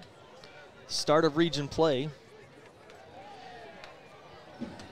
So the quarterback throws it out to Callister on a pitch play, and he gets upfield. Oof. It was a lateral pass backwards to Callister as Jepson just tossed it back to him, so we'll count it as a run. But from the 20 up to the 24. What a play by Dax Dehak in pursuit, though, to go make that hit. That was a big hit. That could be a Castellite rock-hard tackle of the game. Yeah, making up for the game that he missed last week. So 3 receivers right, 1 to the left. Man in motion, they run the fly sweep. No, he keeps it, he's up the middle. First down, the quarterback all the way to the 35 to 40 as he bowls over a couple of Skyview Bobcats all the way to the 42-yard line from the 24. Jepson just right up the gut.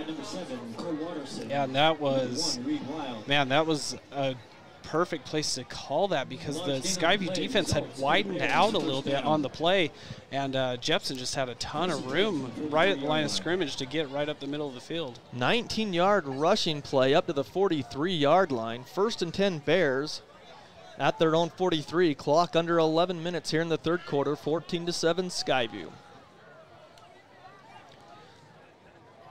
So the quarterback back there, Jepson. 2 receivers to each side. They hand it off to Callister up the middle. He's met at the line of scrimmage, but he's got positive yards up to the 46. We just heard it, Blake Bishop there on the tackle. 3-yard gain there. Yeah, good pursuit by Blake Bishop. He was being blocked on the play and then able to get off that block and go make the tackle, and Cam Carling came over there to help as well. So Jepson, the quarterback, 3 receivers to the right side of the field. Ball near the left hash. For Jepson on second down. He's going to fake the handoff. The blitz is on, and he's going to go down. That's Cam Carling on the blitz. Coach Hal dialed up. I mean, that looked like everyone was coming that time, Rex. Yeah, they were, and that was That was that same play where I was talking about the timing that Bear River had, and I said Jepson could make that throw with his eyes closed. That was the exact same play, but Cam Carling comes through almost untouched and gets the sack for the Skyview defense. All the way back to the 41, so a 5-yard loss. Yeah, Coach Hal dialed it up that time. The blitz was coming from everywhere. The middle, they had guys on the right side, left side. There was pressure everywhere. Clock under 9.5. A big 3rd down and longs from their own 41. Empty backfield. 4 receivers out here to the outside. Jepson fakes it. Now the blitz is on. He runs forward and he's tackled at the line of scrimmage. They ran that same formation. They faked the pass out to Callister, Rex. Yeah. But then the coverage downfield didn't bite, and so Jepson had to run out to the left side, and he gets knocked down right at the line of scrimmage for no gain. Great pursuit by Blake Bishop, and then Dax Dehek just comes over and lays the wood on Jepson on that play. Huge tackle by Jepson. By Dehek. That's 2 plays on that one drive where he came up and just made a huge hit. So Skyview Hall is back to receive, back at his own 20 of this punt on 4th and long. The snap is back. It's a lone line drive, nearly blocked. It bounces at the Skyview 30 and will roll all the way down. Takes a Bear River bounce inside the 20 to the 18. That's a pretty good punt. It really is. It was a low line drive, but it got the bounce that they needed. So Skyview holds defensively, and they'll get the ball back inside their own 20. That might be that's the first punt of the game, isn't it, John? I don't know. 8:27. It's such a blur. Well, I think there was one other one. Yeah, was You're right. Right at the end of the half. No, it was a missed field goal, so no, it is the first punt. The first punt of the game. At 8:27 in the 3rd quarter, Skyview takes over 1st and 10 at their own 18. They lead 14-7. Ball's on the right hash, going right to left on your radio dial to the north. I like this 2 tight end set that they came out in. And they've got 2 receivers out here to the left, the wide side of the field to the west, and Zollinger in shotgun. He's going to throw on the slant pattern, complete. Ooh, nearly picked off. Davis Hall was the receiver. Great recognition defensively was number 11. That's Wyatt Roberts, who almost picked it off. Yeah, Wyatt Roberts almost had a nice, lovely stroll for a pick 6 on that play. Great job by Roberts to jump that play for Bear River. It was just a slant pattern there by Davis Hall on 1st and 10. Now 2nd and 10 from the 18. Skyview leading 14-7 here in the 3rd quarter. Zollinger, they lined up, and now they look to the sideline to get the play call. Moves the running back. No, Reed's going to stay on that left side of Zollinger in the backfield. They're showing blitz on the other side. Well, they're going to run to the left. Zollinger's just going to run. He gets some blocks, gets upfield before he's cracked and pushed back near the 25-yard line. They're going to mark him at the 24. We'll give him 6 yards on 2nd down. They'll bring up a 3rd and 4. And I can't help but wonder if that pre-snap read there, John, the inside corner showed blitz really early. And I think that might be why they called the run over to the left, because they're blitzing from the right. So the ball's on the left hash now. 3 receivers to the right side on 3rd and 4. Ball's right up against the 24, 25-yard line, their own 24, 25-yard line. We're going to say the 24 to bring up 3rd and 4. They need to get out to the 28 for a 1st down. So they've got 3 receivers to the right for Zollinger. Takes a snap. He's going to hand it off up the middle, breaking free to the 35, the 40, spin around to the 46-yard line. That's Truman Moser. Up to the 48. There's a flag down on the far side of the field, and that's usually illegal motion.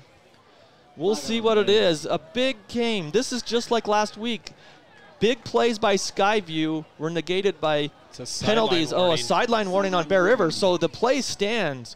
So Skyview will get it from the 24 all the way up to the 48-yard line. A 24-yard run for Truman Moser. That's big time there. Big time play by the Skyview offense. So it was Moser that came in. Now I believe it's Wild back in the backfield on 1st and 10. No, that's Truman Moser still back there. He's going to go out of the backfield. Zollinger looks that way, pump fakes. Now he throws over the middle, complete. Into Bear River territory, still on his feet. It's Watterson to the 40. He pulls over a Bear River defender. That's Davis Hall.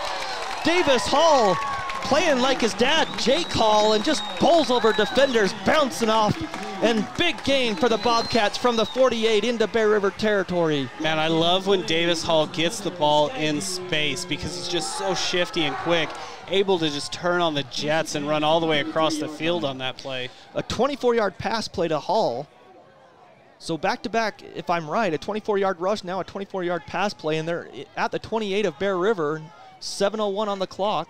14-7 Skyview. Handoff to Moser, right side. He's got a hole. He gets up. He's still on his feet to the 20, the 15, and still goes forward. They're going to mark his knee back at the 16.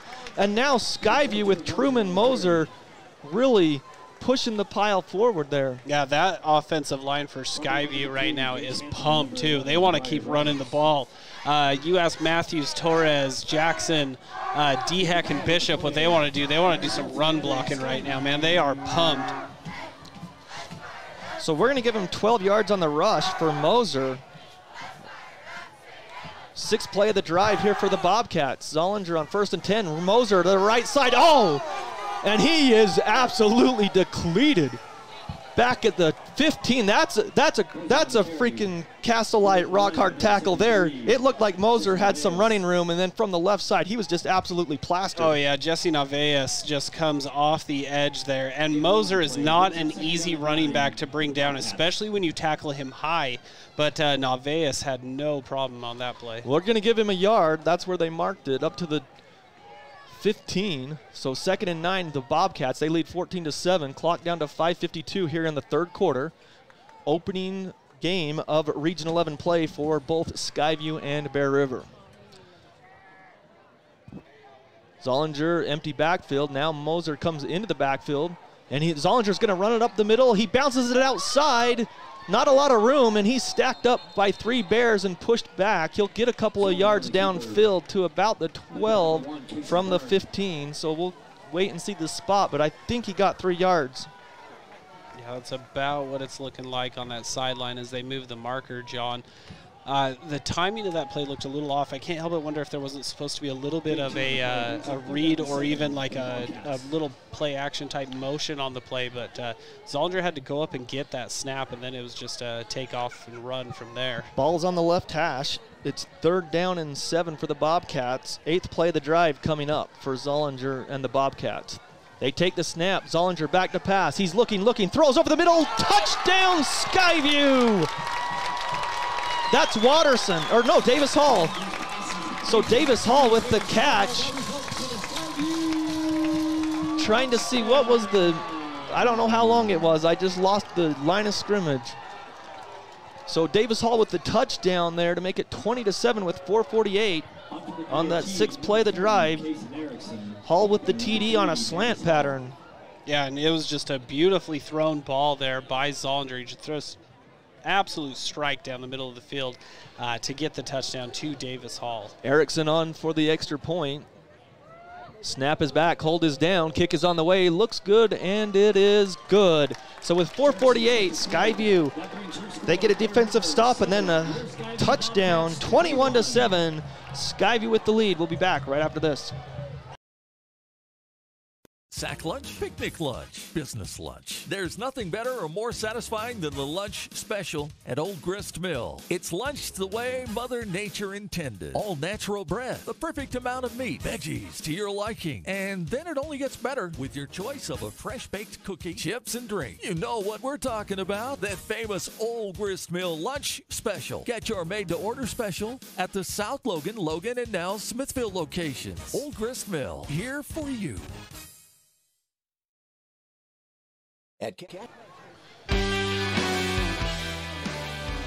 With 4:48 on the 3rd quarter clock, Skyview with the lead, 21-7 after the touchdown pass from Zollinger to Davis Hall. Skyview started that drive at their own 18 and took off 4 minutes off of that clock, and they score again to extend their lead, 21-7 here in the 2nd half.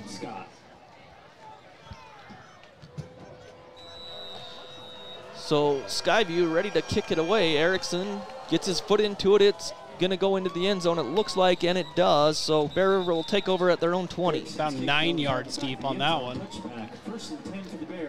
Nice kick by Erickson. Now, you said you had some score updates there? Yeah, we do, John. Brought to you by the Logo Shop. Since 1990, they've been your source for customized logoed items for businesses, teams, and booster clubs. Go visit the Logo Shop. End of the third quarter, Logan 26 and Mountain Crest, I believe, still just 7. So it's 21-7 here. Yeah, 26 Logan, 7 Mountain Crest. 21-7, Skyview leads. 1st and 10, Bear River from their own 20. Jepson in shotgun, 2 receivers to each side. Running back on his right hip, I believe it's Callister. Yep. Waiting for the snap, now he takes it, back to pass. He's looking, he throws over the middle, has a man there. It's complete, and he breaks away at midfield. He's gonna take it all the way. 80 yards for a touchdown. Bear River strikes right back. They took 12 seconds off the clock, and they're back in the end zone to cut that lead to 21-13. Yeah, Riker Jepson just saw that Gage Hansen had a step on number, I think it was 30 out there in coverage, Tyson Hodges. I could be wrong, but he had a step on the defender, and Riker Jepson just throws that thing right on the money, and Gage Hansen does the rest from there. So Skyview took the 21-7 lead, but just like that, 12 seconds later, Bear River strikes on an 80-yard TD pass to Hansen. Kick is back for the extra point, a diving effort to block it, but it's no good, or the block is no good, the kick is good, so it's 21-14. We'll keep it here with 4:36 on the clock in the third quarter, just like that. Wow. Man, what a way to answer back for the Bear River Bears. I mean, Skyview just puts on this drive, goes down, throws a touchdown, and you go, okay, hey, one play, we're going to go 80 yards and score this thing. Huge play there by the Bear River Bears. And what a ball by Riker Jepson. And Gage Hansen just turning on the Jets there, the senior wide receiver.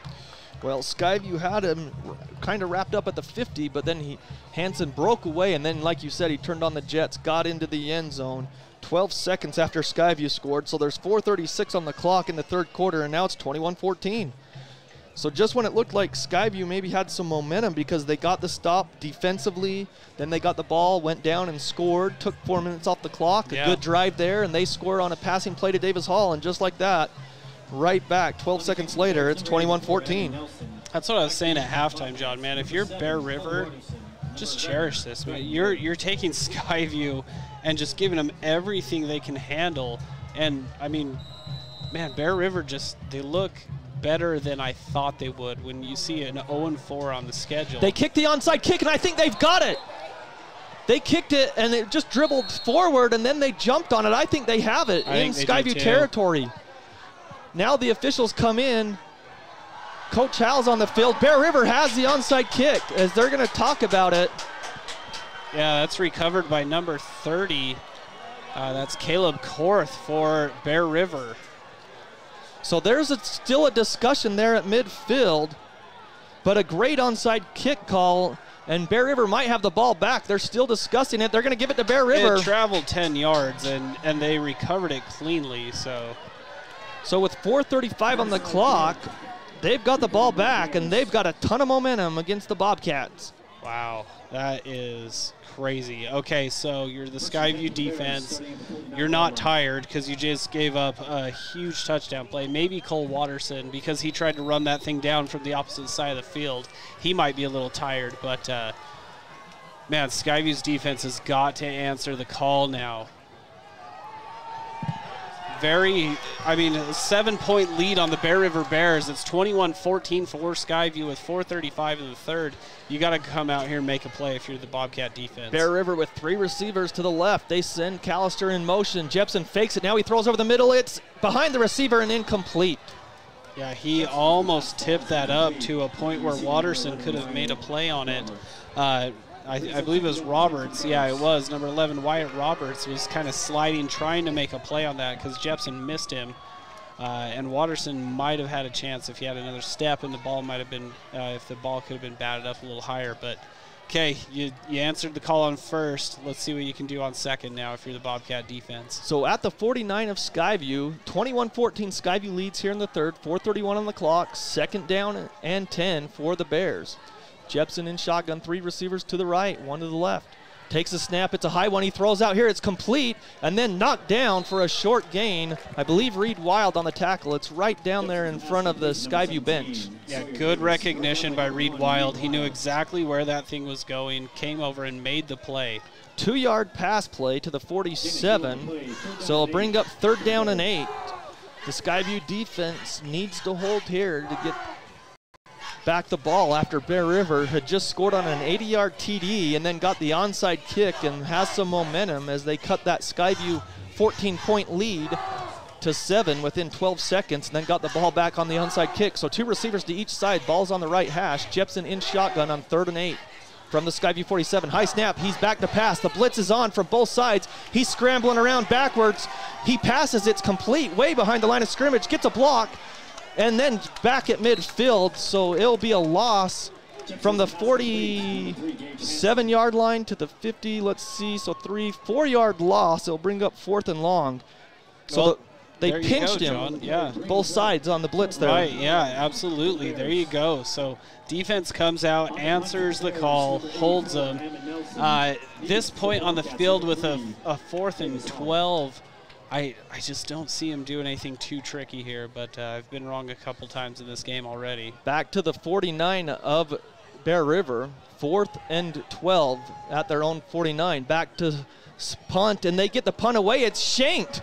It goes out of bounds. This one can't be more than 5 or 6 yards on the punt. That one came off of his foot wrong, right to the right side. I don't know if it's going to go that far. They're going to give it 1, 2.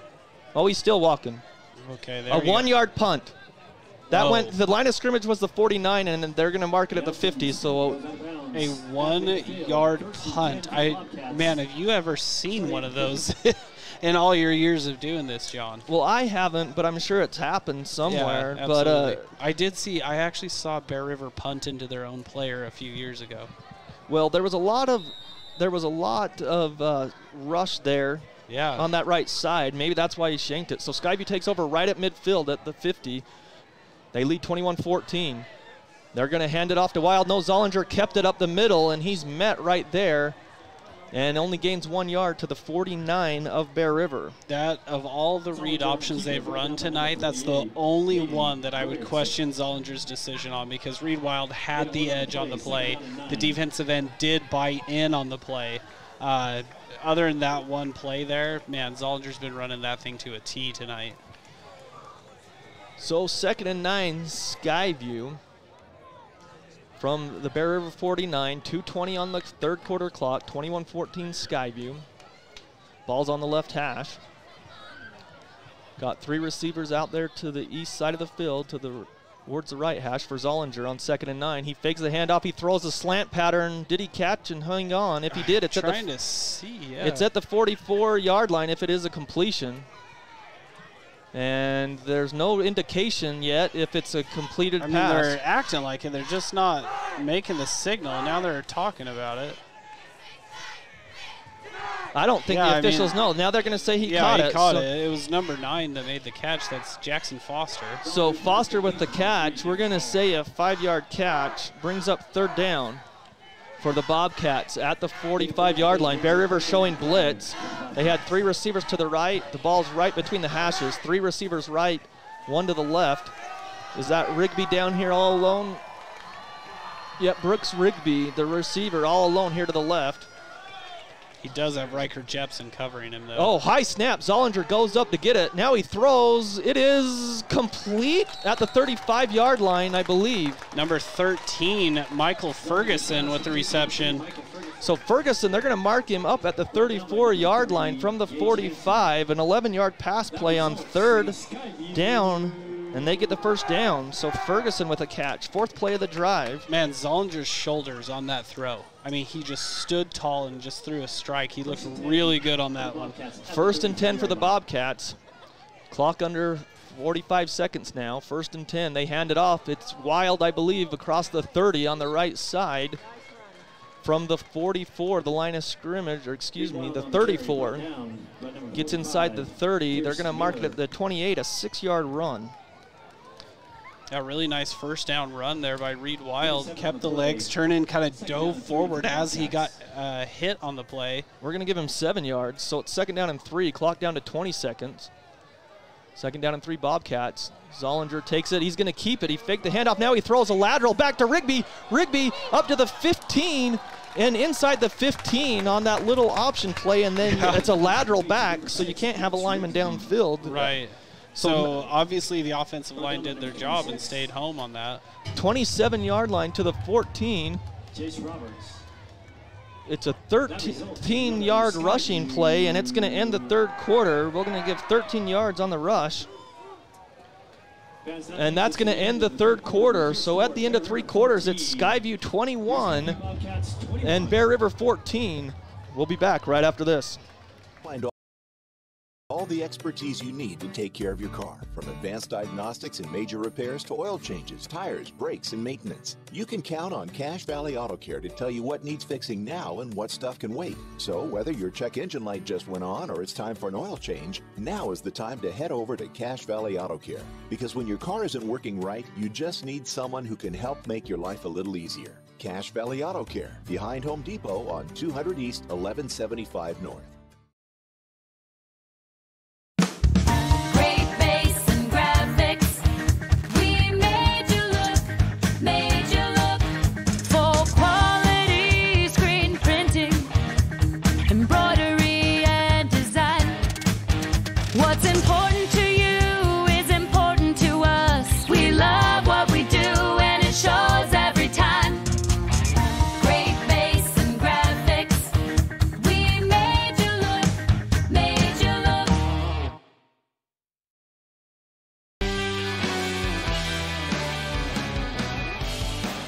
Start of the 4th quarter, 1st and 10 Bobcats.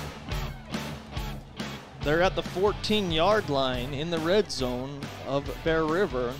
They'll have 1st and 10 at the 14. They lead 21-14. We're at the start of the 4th quarter here. For the Bobcats, opening of region play here tonight. Ball's on the left hash on the east side. They're going left to right on the radio dial. 2 receivers to the wide side of the field. Empty backfield for Zollinger. Now Wild comes back and gets it on the fly sweep. He's going to run out to the right side, but they string it out. Great pursuit by the defense of Bear River. That's number 2 with a rock-hard tackle there. Yeah, Riker Jepson, the quarterback. Man, I wonder if he likes safety more than quarterback because he gets to go and be the one that gets to put the hit on. But, man, what a play by Riker Jepson. Yeah, back at the 17-yard line. Minus 3 yards there on that running play on the fly sweep.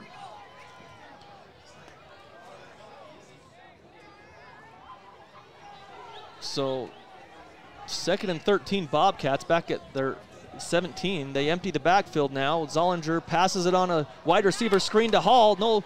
Yeah, that's Hall. Oh, he fumbled. And he fumbled. The ball goes into the end zone. It went forward. And it's a touchdown by Skyview. Yeah, and Michael Ferguson caught the fumble and punched it in for a touchdown. So Skyview on the slant pattern, I think it was Hall who caught the ball. He went upfield, then he got popped. The ball shot forward, and as you said, Ferguson caught it and went into the end zone for the touchdown. So Skyview scores. I don't know how we score that. I'm so glad I had the binoculars on that play, though, because I would have had no idea what just happened if it weren't for the binoculars. But, man, what a heads-up play by Michael Ferguson to catch the fumble and score a touchdown. So it was a 17-yard line where the line of scrimmage was. The slant pattern to Hall, the fumble, Ferguson took it in. Yeah, talk that one out as you do it, because that's all I know. That's confusing. So Skyview goes up 27-14 with 11:06, and a Bear River player, it looks like, is being helped off the field. I didn't even see it. I was looking down at my notes. I don't know if he's the one that made the tackle and the ball popped loose or. Yeah, we're both writing down notes in between the plays. So. It is a touchdown. They send on the extra the field goal kicking team.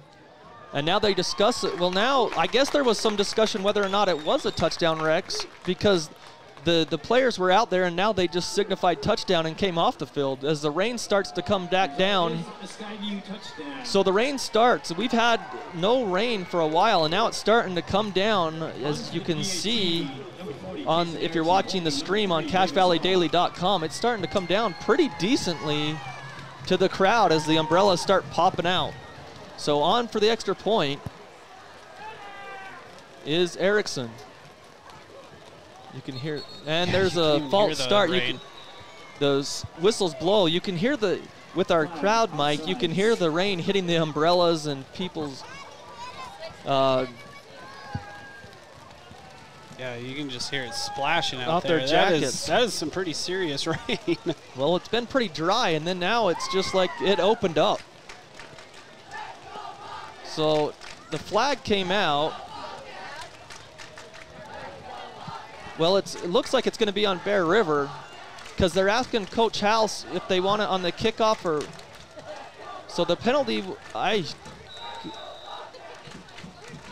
What is going on, John? We're both looking down, taking notes and stuff, but was there a lightning strike or something that I missed? I mean, I don't know what's going on. Now they whistle it dead again. I don't know what's going on. Did they kick the extra point and make it? But there was a penalty flag. The players.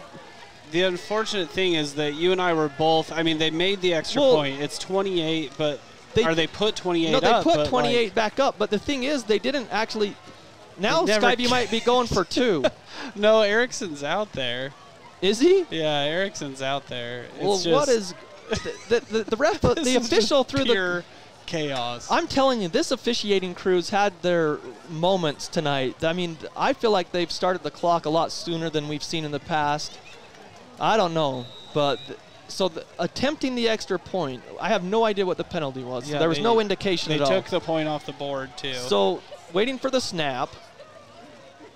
The snap is back. Hold is down. Kick is on the way. PAT is good. Okay, we see that. Yards. Let's see the white hat. Yes, yes, it counts. Yes, okay, scoreboard 28-14. 11:06 on the clock. Let's wait. I don't dare take a break because these officials might start the game without us. Good night. Oh, man. So 28-14 is the score. It's just been, with 11:06, I mean, it's one of those nights when you have a lightning delay and then the officials want to get out of here quick or something, and they've just let that clock run, and then they've actually had to stop it because of penalties, and they're not letting us know what's going on. Yeah, that was very interesting. But hey, it's 28-14, Skyview, a good drive there. And they did fumble it, but it went right to Ferguson, and they got into the end zone for the touchdown. So here comes Erickson. I'm interested to watch him kick this ball with this much rain.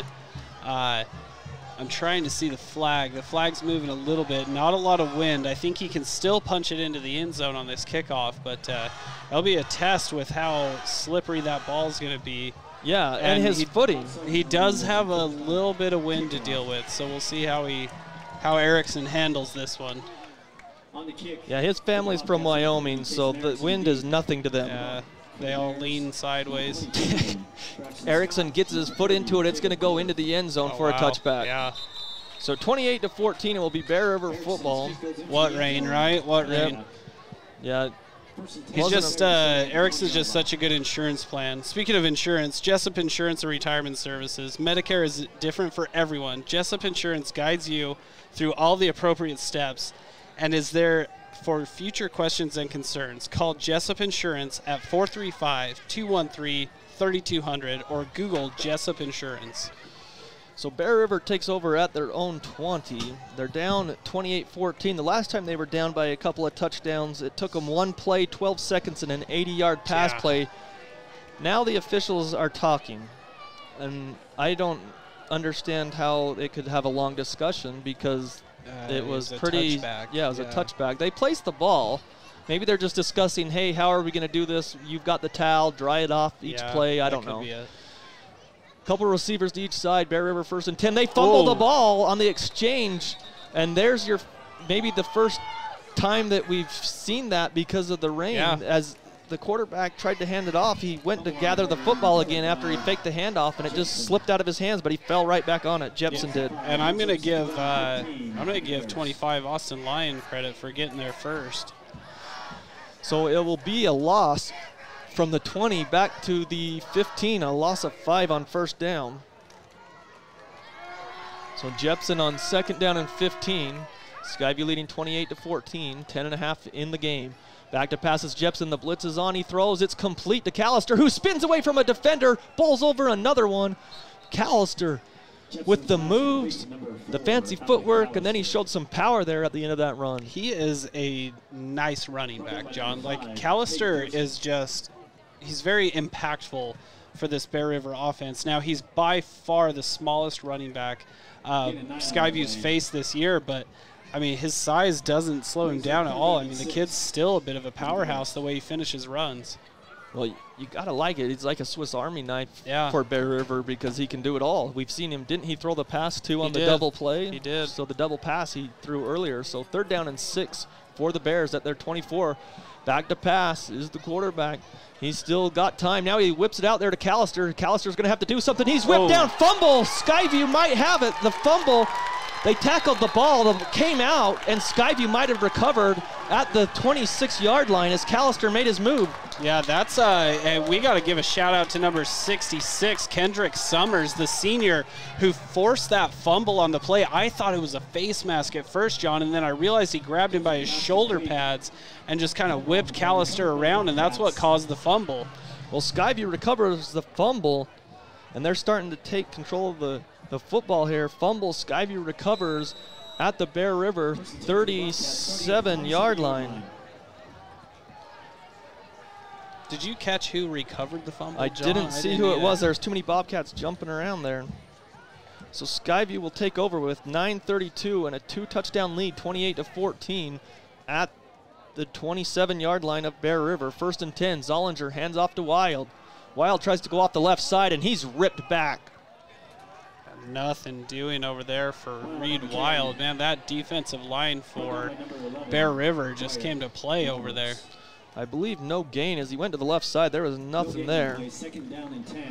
So second and 10 Bobcats. Clock continues to run with 9:10. The rain's kind of let up. It's like one rain cloud came over, poured for a few minutes. Made things hard on Bear River and then left. So Skyview, Ryan Grunick, the athletic director, must have ordered the rain real quick. Jeez. Second down and 10. Fake the handoff. Zollinger back to pass. Now he pump fakes. Now the pressure's on. He's rolling to the right. Needs to get rid of it, and he takes the sack. He needed to just throw that away, Rex, but he didn't. And now there's a penalty flag that came out late. It's going to probably be a hold on Skyview. Yeah, it will be. And it's a spot foul if it is, and it's in the backfield about 5 or 6 yards. We'll see, but I think it's a hold on Skyview. But Zollinger's got to be smarter and just throw that ball away. Yeah, and that's what he's getting told right now over here by one of the coaches, by Coach Howell. He's telling him, hey, bud, you got 2 guys right by the sideline. Just sling that thing right in their direction out of bounds. Make it look like you're trying to get it to him. I do think this is worth mentioning, John. I did see Jackson Sundstrom up on the trainer's table, and he is back out there in action. He missed that last drive where Ferguson came in and replaced him, and he's the one that recovered the fumble for the touchdown. But Sundstrom is back out there now. Now, they're talking to Coach Wise. Will he decline the penalty? Because it was already – well, I don't think he'd decline it. He'll take it, yeah. Because – Zollinger was sacked, so they'll take it, and so they'll get second down over, but it will be a hold on Skyview. And the holding penalty occurred, I believe it was like 6 yards in the backfield, and so it goes back 10 yards from there. That's a big holding penalty on Skyview. It pushes them clear back for second and long. Huge penalty there for Skyview. Now, if you're Skyview, I feel like you got to just kind of chip away at this. Maybe you run a screen. Something to just chip away at this yardage. Well, line of scrimmage is the 44-yard line of Bear River, so it's second and 28 for the Bobcats. Zollinger waits, gets the snap. He's back to pass, has time. He throws, and incomplete. Sundstrom kind of cut inside Rex, and Zollinger thought he would kind of go outside, and so the ball's errant and falls to the turf incomplete as Sundstrom tripped over a defender anyways. Yeah, I said this pregame, John, I want to see Sundstrom and Zollinger get on the same page. I feel like Davis Hall and Zollinger have been on the same page today, but I want to see Sundstrom and Zollinger get going. So I believe it's 3rd and 28 for the Bobcats at the 44-yard line of Bear River. 8:22 on the clock, 28-14 Skyview leads. Wild in the backfield with Zollinger, 2 receivers to each side. Zollinger takes the snap, he's back to pass, sets up the screen, it's complete to Wild. He breaks it outside, tried to get a block, but he couldn't. And that's what I was calling for last play. Yep, they get up to the 37-yard line. So about a 7-yard pass play, but they'll have to punt here. Yeah, they'll be well short of the first down. They're going to bring out the punt team, try to have Davis Hall kind of angle this thing or at least put some air under it to where he has to fair catch it. Well, see how they do this. Davis Hall, the line of scrimmage is the 37-yard line. Davis Hall is standing at the 48 of his own 48. The 2 returners are inside the 5. Davis Hall gets the snap. He's going to punt it away. He angles it towards the sideline. It bounces at the 5 and bounces out of bounds. Does it go out? It is a touchback. It went out of the end zone. It was hard to tell from our angle, and it kind of looked like it got out at maybe the 1 or 2, but from our angle. But it does go into the end zone for a touchback. That was a good effort by Hall. He about coffin cornered that baby. Yeah, that would have been really impressive. So Skyview can't get anything with the turnover there. They got the fumble recovery, but they can't cash in on it. They lead 28-14 with 7:32 on the game clock left in this opening region game. Skyview will host Ridgeline next week. That score update by John Newbold there was brought to you by New Horizons Beauty College. Experience the latest trends and techniques to maintain your look by highly trained students supervised by licensed instructors. Need a new haircut, hairstyle, or hair color, or new manicure? Visit New Horizons Beauty College in Logan. Well, a discussion on the field with the officials is delaying the start of this possession.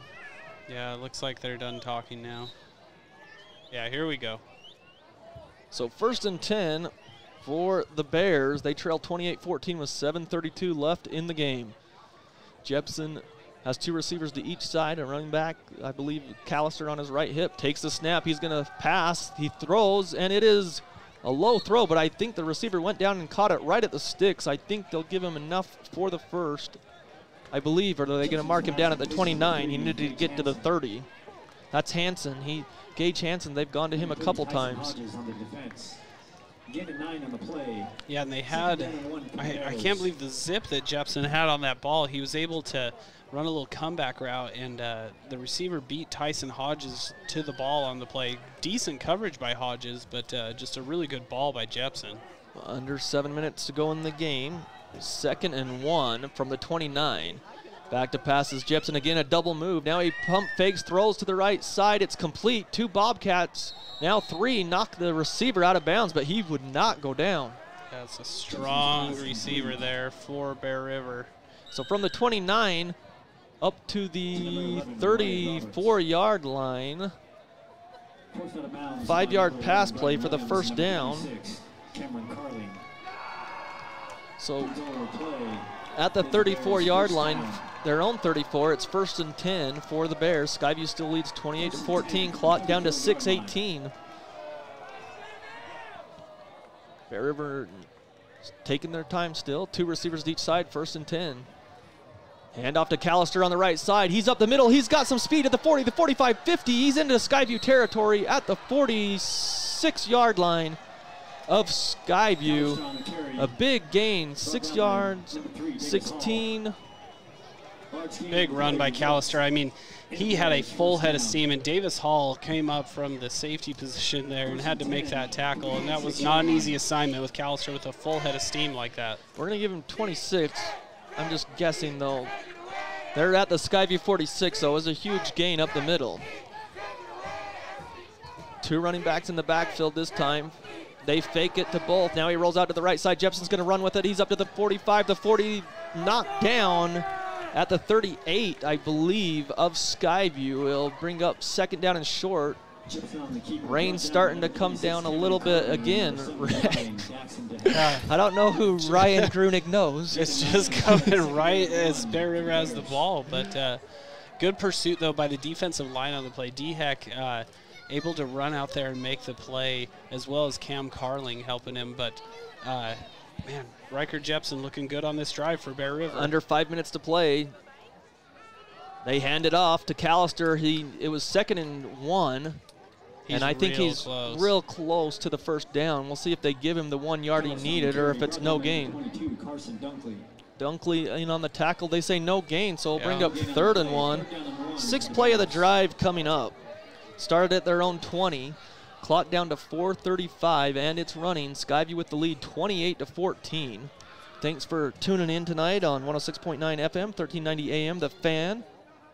Or if you're watching online at CashValleyDaily.com, streaming your video experience is powered by Adams Wealth Advisors. 3rd down and 1. They hand it off up the middle. Strong run across the 35 to the 34 for the first down. He needed 1 yard. He got 2. Yep. Yeah, just enough to move the chains. Now Bear River can reach back into their offensive repertoire and try to dial something up here. I mean, 4:10, the clock is honestly their biggest enemy right now. So 1st and 10 for Bear River at the Skyview 34. Skyview leads 28-14 with 4 minutes to play. Jepson in shotgun again. 2 receivers to each side. Now he's back to pass. Rolls to the right, throws it over to Callister over the middle. He was wide open. There's a flag down. Oh, is there? Yeah. Okay, he got the first down. He's up to the 21. So as it stands, it would be about a 13-yard gain for a first down, but there is a flag in the backfield. Let's see what the call is. Usually that's the holding, and it is holding on Bear River. So that negates the first down. Repeat first down.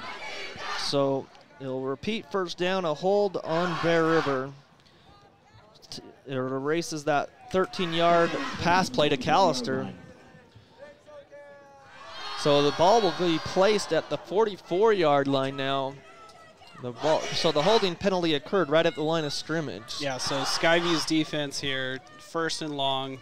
Just bend but don't break. Do what coach has taught you here. 2 running backs in the backfield for Jepson on 1st and long, 1st and 20. Back at the 44, he fakes the handoff, and he's running backwards, trying to run away from the defense, and he gets away from him. He's up forward for a gain. Man, I'll tell you what, Jepson running for his life. He retreated all the way back to his own 40, and then had to run back and got inside the 40 to the 37-yard line.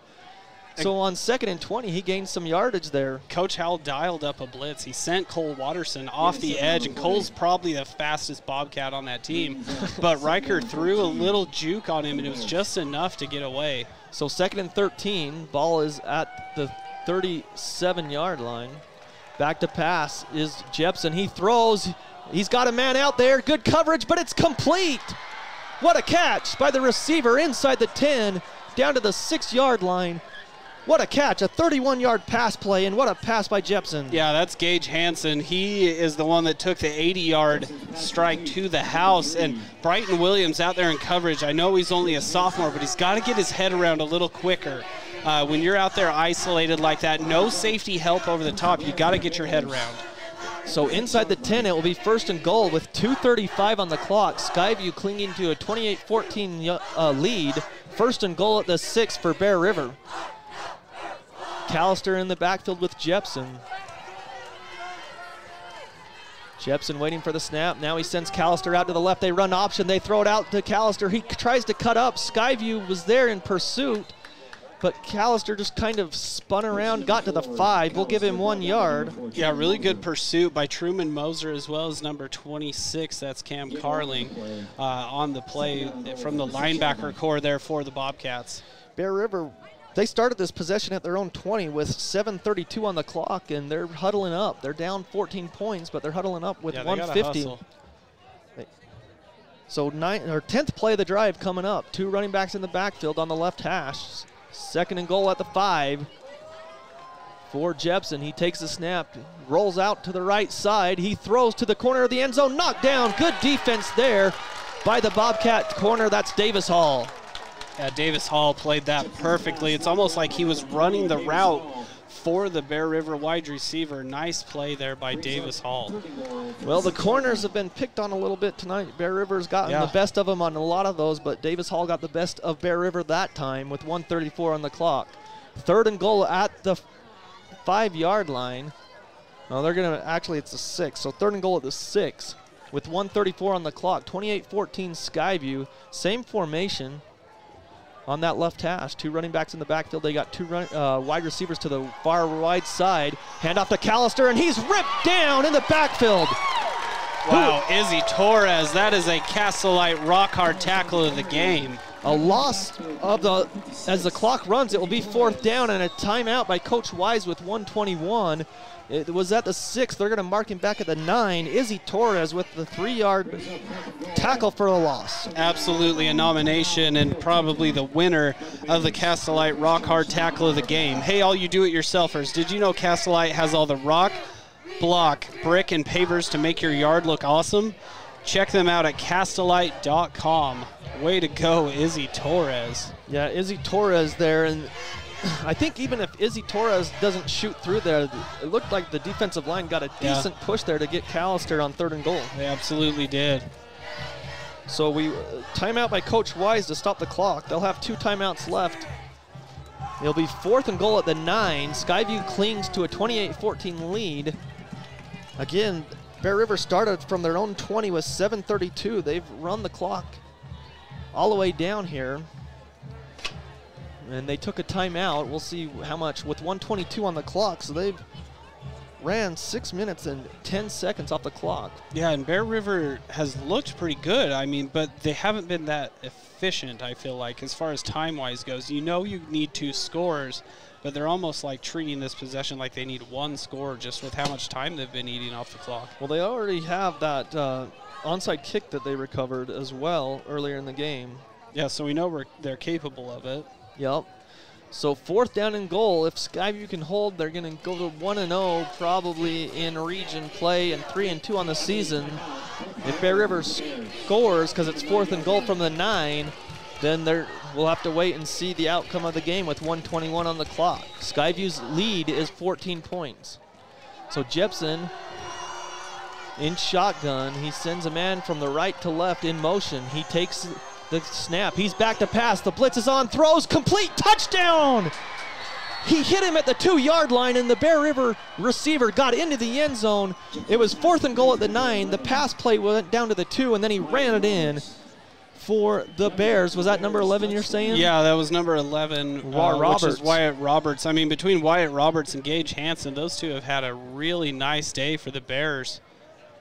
I believe that's like the 3rd or 4th down that the Bears have converted today, and they await the extra point with 1:14 on the clock. 28-20 Skyview with the lead. Extra point is on the way. It is up, and it is good.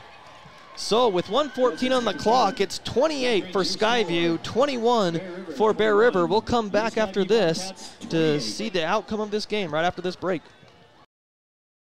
Your business has weathered the storms of change. Your employees have adapted to work from, well, anywhere. And you deserve an office technology partner that helps make your hybrid office the very best it can be. You deserve the latest laptops and desktops, the very best printers and copiers, the most robust network. You've gotten back to business. Now get back to greatness with Les Olson Company. Find out more at lesolson.com. Les Olson Company.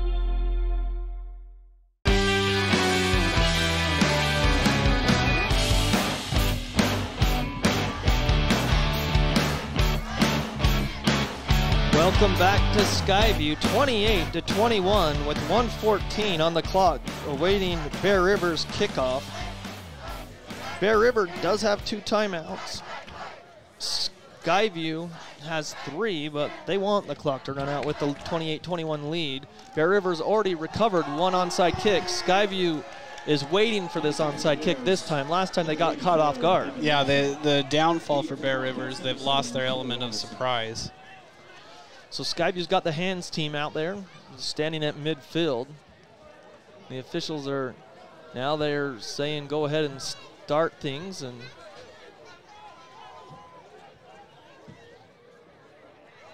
Skyview had some confusion on the sideline. It looked like they were going to run a player out, and then they don't. Bear River's still huddling up, and they wait for the whistle. I think they're just going to run and kick it. Yeah. No, there they go. So go. Now they line up. We'll see. Last time they just kind of kicked the onside kick down the middle and caught Skyview off by surprise. They kick it to the left side. It bounces, and Skyview, I believe, recovered, or did it come loose on the hit at the 47 yard line. Went and fielded it clean and held on. So he did take a hit, but he held on. So Rigby holds on that onside kick with 1:13 and 1 second coming off the clock. It's a huge play by Brooks Rigby. At the 47, Skyview has it. So Bear River can stop the clock 2 more times. 1:13 on the clock. Go play a little power football and end this thing. Let's see if Truman Moser comes in or if you have Reed Wild. Reed Wild is in there. Yeah. So the ball is placed at their own 47. Skyview leading 28-21, 1:13 on the clock. Now the officials, this is the second half, they've done this where they all meet together and talk a lot longer than they did in the first half when stuff happened. And waiting for the whistle to start play, Zollinger is in shotgun on 1st and 10. From the 47, he takes the snap. He's going to hand it off to Reed Wild, who gets upfield to the 50, the 45. He's got about 10 yards. He needed to get to the 44-yard line of Bear River, and he does. And now Coach Wise uses the timeout with 1:02 on the clock. I think he got 10 yards for the first down. Yeah, it looks like to me that he had enough to convert it. Well, they're not moving the chains, so we're going to keep it here. The timeout by Bear River. And so it will be 1 timeout left for Bear River. Skyview leading 28-21. A good run there by Reed Wild, though, up the middle. Yeah, I mean, just powerhouse football by the offensive line for Skyview. Beating Bear River off the ball there. It is only a gain of 9 as they mark it, John. But, man, one more of those, you get yourself a first down. They'll end up using their timeout, and then this thing's just about over. So a 9-yard rush for Wild.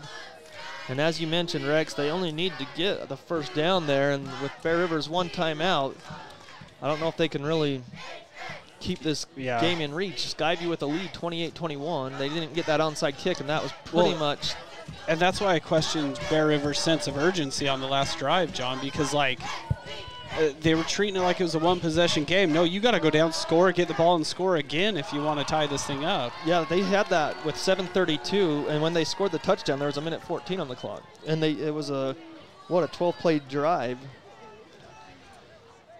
So 2nd down and 1 from the Bear River 44 for Skyview. 1:04 on the clock. They lead 28-21. Zollinger in shotgun. Sends a man in motion. That's Watterson from the right side.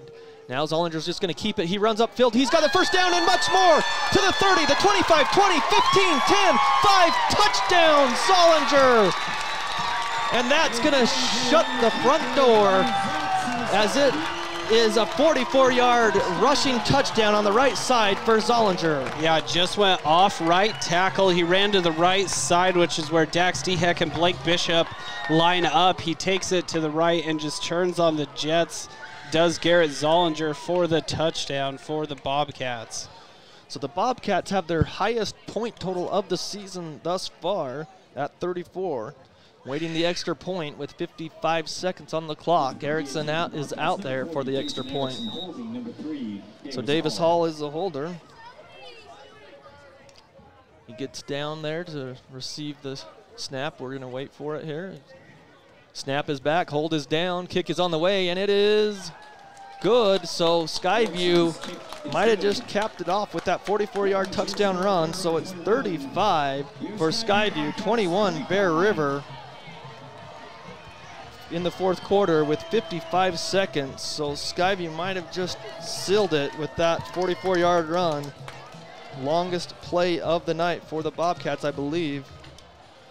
Yeah, and the crazy thing about this too, John, is, I mean, the Skyview defense, I feel like, hasn't looked as sharp. Even though they lost those 2 games, I feel like they haven't looked as sharp against the Bears.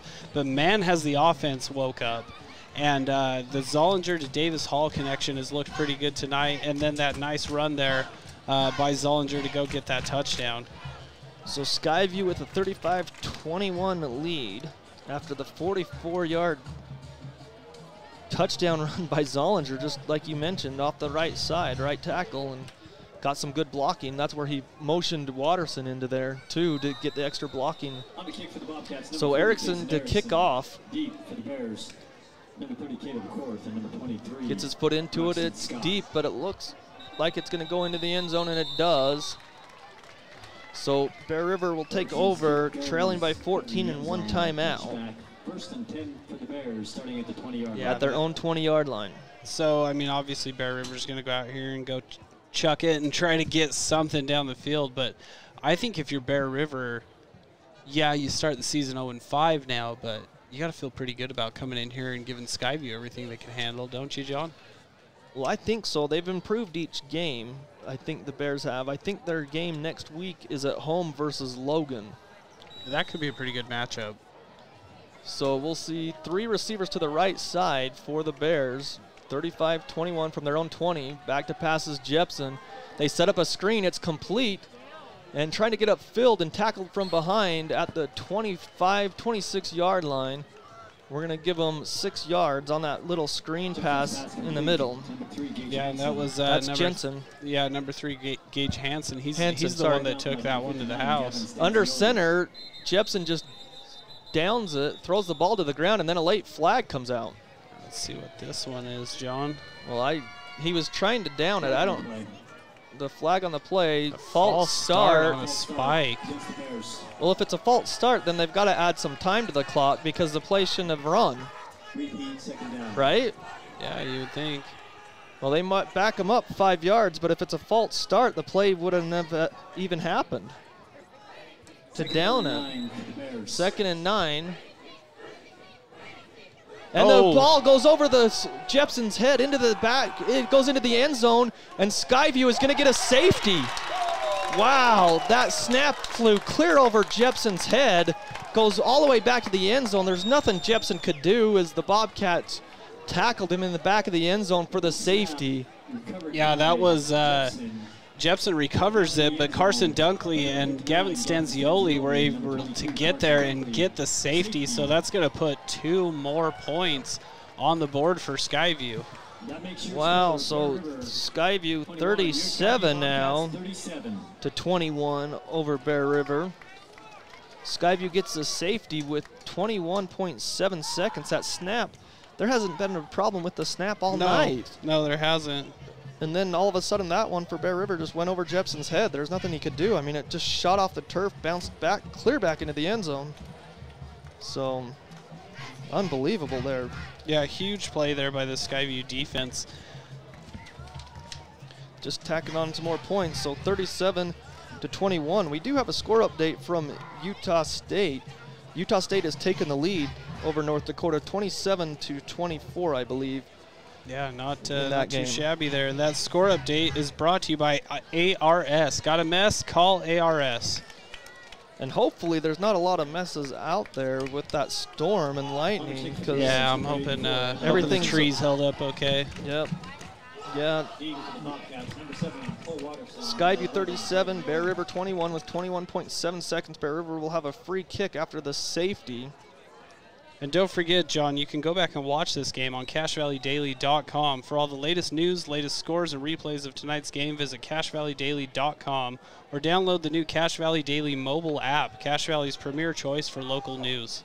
Well, stay tuned post-game. We'll have our McDonald's player of the game, also Old Gristmill bread and butter play of the game, too. So Bear River kicks it. They just kind of pooch it up there. Skyview calls for a fair catch right at the 45-yard line. Yeah, heads-up play there by Ramsey Vickers. He's back there on the hands team and just calls for the fair catch wisely. Well, I give both teams and both coaching staffs credit for, I mean, when you have an hour and 20-minute delay because of lightning and you're able to get your teams to come compete at this level, in region play. I mean, kudos to them to get things going, and Skyview is going to be victorious as they'll kneel down here in victory formation as Zollinger goes under center to take one snap with 21.7 seconds. He takes a snap, he kneels down, and they won't have to run another play. So Skyview goes to 3-2 on the season. It wasn't easy for the Bobcats, but they score on the last possession, a 44-yard TD run by Zollinger to make it 35-21, and then they got the safety there to make it 37-21, and that will be the final. We'll step aside, and when we come back, we'll have our post-game show and hope to hear from Coach Howell. Hopefully he comes up and brings a player, and we'll talk to them. So Skyview's victorious 37-21 over the Bear River Bears. We'll be back right after this. Jessup Insurance and Retirement Services, let us guide you. Do you have retirement questions about financial planning and investing, Medicare, estate planning, or complex tax strategies? Jessup Insurance can answer those questions. Let Jessup Insurance guide you into a better retirement. Call Jessup Insurance 435-213-3200 or Google Jessup Insurance. Jessup Insurance and Retirement Services, let us guide you. If you're in the market for exterior building supplies, you should always go with a company you trust. Coldwater Stone in Tremonton, a division of Castellite in Logan, is a company you can trust. Coldwater Stone specializes in cutting and shaping beautiful natural stone into thin veneers that can be used on wall surfaces, walkways, and more. Coldwater Stone in Tremonton has quickly become the industry leader for natural stone products. Stop into the Tremonton facility or see samples at Castellite in Logan. More information at www.coldwaterstone.com. Coldwater Stone, a natural choice for all your stone needs. This is Judd with ARS Flood and Fire Cleanup. It's late at night, the weekend or a holiday. You've just discovered your basement is flooded. Where are you going to find help right now?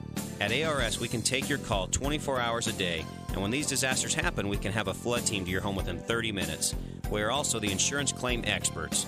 When disaster overwhelms you, let ARS restore your peace of mind. Call 753-9600 or go to our website at arscleanup.com.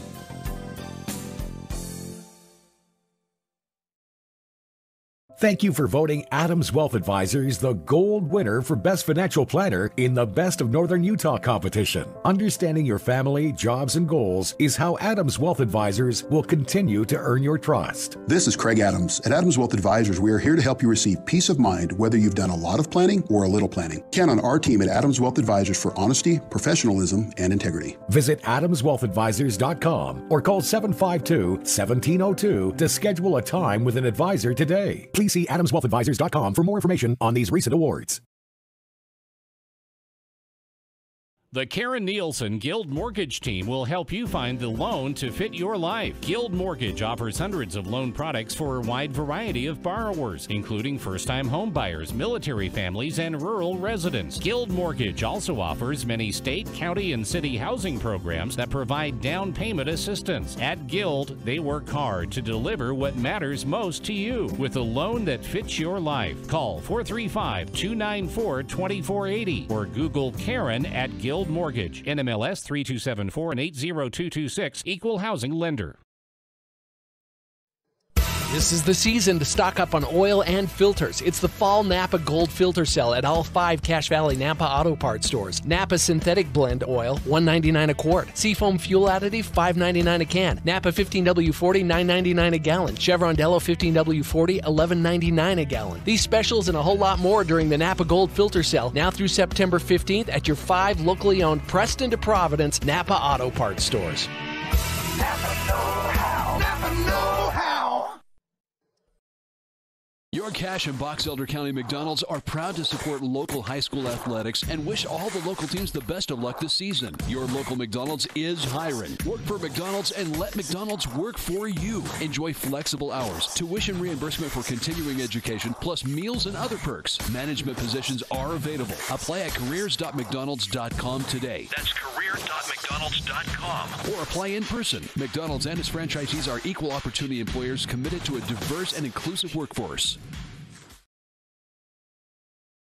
It's back to school time. You're getting the clothes and the supplies, but don't forget the haircut. The students at New Horizons Beauty College are trained in all the latest trends and techniques. Plus, New Horizons has great prices on the products to help you maintain that new look, like Redken, Matrix, Biolage, and Bricado. All services performed by students and closely supervised by licensed instructors. Oh, hey, they're also enrolling for fall classes right now. Create your own individuality at New Horizons Beauty College in Logan. When it's important to make an impression, call on the Logo Shop. They specialize in designing and customizing your logo onto t-shirts, golf shirts, jackets, and hats. Your logo will look great on name brand apparel from Nike, Travis Mathew, OGIO, North Face, Under Armour, and Carhartt. The Logo Shop can put your logo on literally thousands of items: pens, water bottles, mugs, travel accessories, outdoor gear like Yeti coolers. Call on the Logo Shop and check out the possibilities. The Logo Shop, logo stuff, the Logo Shop. Sack lunch, picnic lunch, business lunch. There's nothing better or more satisfying than the lunch special at Old Grist Mill. It's lunch the way Mother Nature intended. All natural bread, the perfect amount of meat, veggies to your liking. And then it only gets better with your choice of a fresh-baked cookie, chips, and drink. You know what we're talking about, that famous Old Grist Mill lunch special. Get your made-to-order special at the South Logan, and now Smithville locations. Old Grist Mill, here for you. Welcome back to Skyview High School. Skyview gets the opening region matchup against Bear River, and they get the win 37-21 as the Bobcats are victorious and move to 3-2 on the season. We're here in the post-game show. John Newbold, Rex Davis here with you. Thank you for listening on 106.9 FM, 1390 AM, The Fan, or if you were watching on CashValleyDaily.com, the video stream. That video stream is that experience is powered by Adams Wealth Advisors. Visit them at AdamsWealthAdvisors.com to schedule time with an advisor today. So we're here on the post-game show, and we're joined here in the post-game in the press box.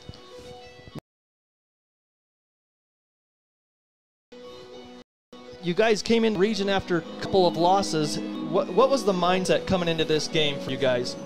You know, I personally feel that we were looked down a little bit because we lost 2 games and whatnot, but Coach said we had the preseason for get us ready for the playoffs and face big teams, because we won't see anyone as big as we did preseason for sure. So all it did was prepare us for the region. So we came out prepared and we played hard.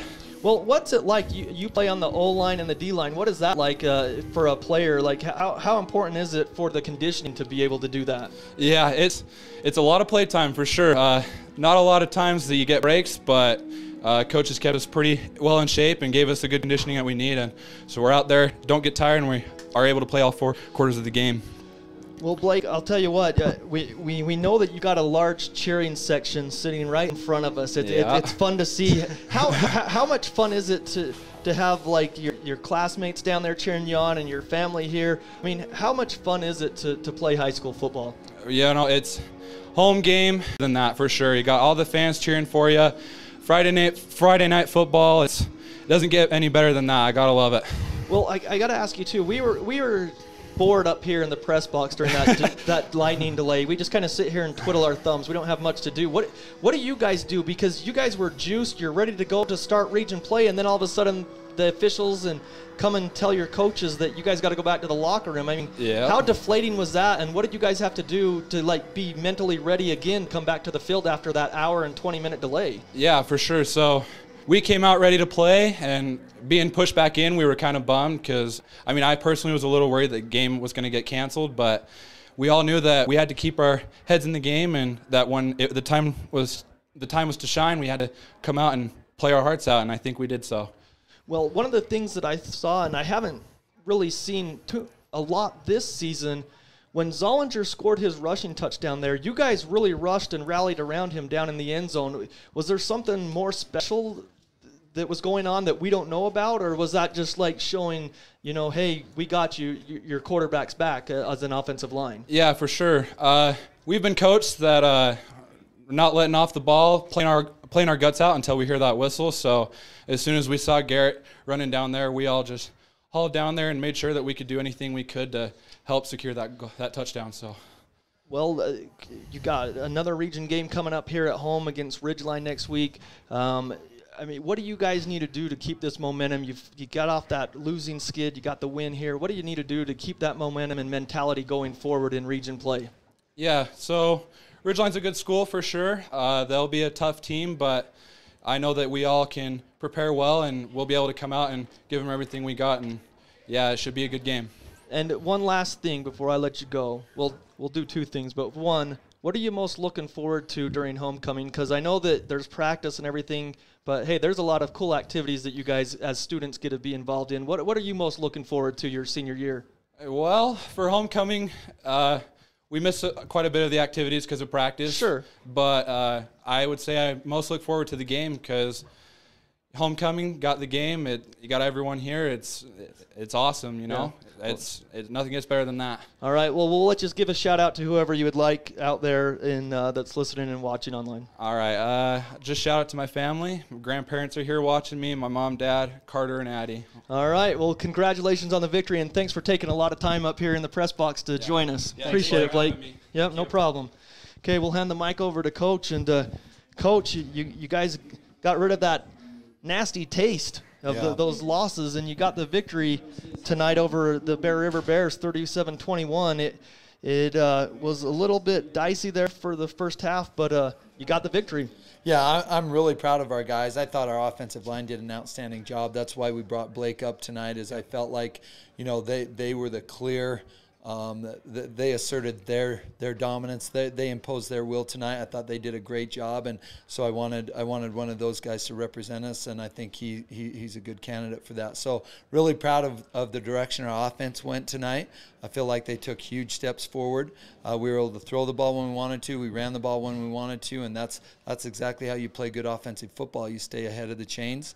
And we did a great job with that tonight. So hats off to our offensive staff for their preparation this week, and then for our kids' ability to execute that. Well, now, Coach, we asked Blake, I'll ask you the same question. As coaches, what was that like? Your team was juiced. You're ready to go. You had your coaches up here in the press box all ready to go, and then all of a sudden the lightning strikes, and you guys had to go back to the locker room. That was a long time in the locker room, too. It was, but we went in there and went over a few things, things that we had worked on throughout the week, none of which really came into play tonight because they changed a bunch of stuff. But, we went over that stuff, made sure that we were kind of trying to stay focused. Kids had the music going in there. They were relaxed, but they were really excited to play, which I really liked. And so then I thought once we came out and got going that we got a great, fast start. We marched the ball right down the field and scored. And so I felt like we were in good shape as far as that goes. We talk, we coach. Sudden change and adversity and variables and all those things, and I thought our kids did a nice job with that. Well, Coach, you just mentioned something, and I ask a lot of dumb questions. You know that. You've been around me long enough. But you just mentioned they had the music going down there. Does that mesh with the coach's music? Like, is that? No, not at all. It's terrible. It's terrible. Like, we're in there trying to listen to some folk singer, from the 60s, and it's rattling through. Yeah, it's not good. We end up just having to shut ours off. Okay, I just had to ask that. Just make sure that was. I thought that was the case, but it's totally the case. Okay, Coach, you got the victory again. You're facing a Ridgeline team. You guys have had so much success the last few years in region play. You've had region championships. Ridgeline's going to be gunning for it. They want that title. Coach Cox does a real good job. You're going to face another offense that's just really good. Their defense is really good, but another big back. Yeah. That they have, and Caden Cox is one of the best quarterbacks. I heard an interview with you earlier. I think before the season, you think he's one of the best quarterbacks in the whole state. Yeah, he is. He's a really tough kid. I have a lot of respect for Caden. I have a lot of respect for Noah White. Noah was my neighbor for a while until they moved. When we moved back to the Valley, so I have a lot of respect for him and his family. I coached. So those kids were freshmen when I my last year at Ridgeline. So I know all those kids and know them well, and I've watched them and tracked them, and super proud of what they've done. You know, that's a really good team. And Coach Livingston is a friend of ours. And, you know, Coach Cox does a great job. You look at what they've done even since the start of this year, and you know they're getting better defensively, they're getting better offensively, and so you know obviously we have our hands full. But our kids are going to be excited to play that game. You know this is a game that both these teams have been looking forward to for a while, and so that week is here now, and now it's going to come down to which team can deal with the situation, which team can prepare better, and which team obviously is able to execute better. And so we'll have a good plan in place, and we just got to make sure that we continue to get better. Well, Coach, one last question, and it goes with what you said.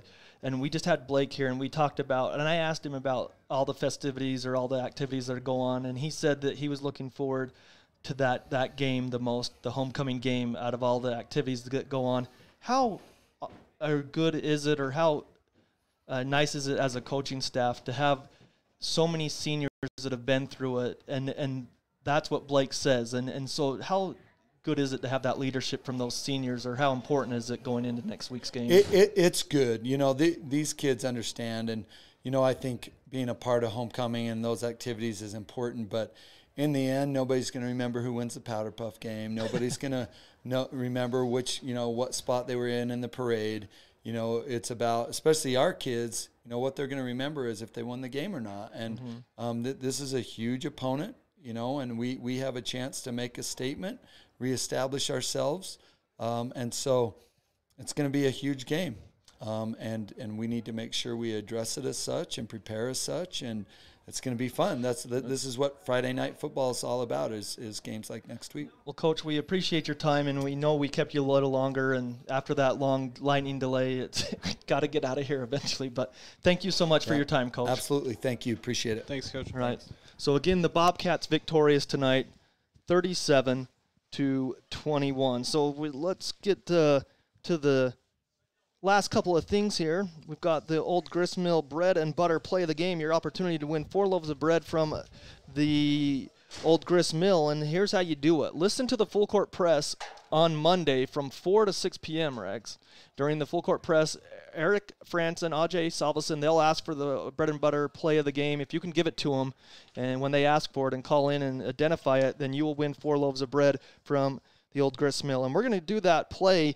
It was the pass to Davis Hall who got popped. The ball popped loose into the end zone, and Michael Ferguson picked up that fumble for the touchdown to make it 28-14 Skyview with 11:06 in the fourth quarter. That's your Old Grist Mill bread and butter play of the game. So to simplify that, if you call Ajay and Eric and you say, hey, the Michael Ferguson fumble recovery for a touchdown, you're going to win yourself some loaves of bread, and I promise you it's worth it to call in and win that bread from the Old Grist Mill. Well, and if you're not going to, then give me the certificate, because I love that bread. Yeah, so we can't call. So I know. McDonald's player of the game, we're going to give to, I'll say the name wrong, but Daxon DeHeck is going to be our DeHeck is going to be our player of the game from McDonald's. It could have been to Blake Bishop, could have been anywhere. They played their guts out, offensive and defensive line, and just like Coach said, the offensive line showed their will tonight. Yeah, and so that's why we went with an offensive lineman. Well, and we had Izzy Torres in the discussion too. He had the tackle for the loss. He was blocking well.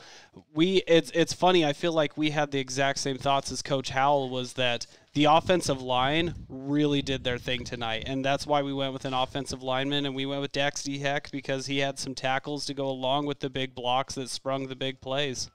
So that's going to do it for us tonight. We want to thank Shane Larson, who was running the camera. Thank everyone, all the Skyview crowd, and all the support that we get online and everywhere. You can watch these games again on CashValleyDaily.com. They'll be uploaded tomorrow sometime, so give it some time. Those links will work on CashValleyDaily.com. You can always watch us there and take a look if you want to see this game. But again, Skyview victorious, 37-21. They'll face Ridgeline next week. We'll have that game pregame, hopefully with no lightning, around 6:45, and the kickoff around 7 next Friday. We'll both be here. Thank you for tuning in. Have a great weekend, everybody. Good night.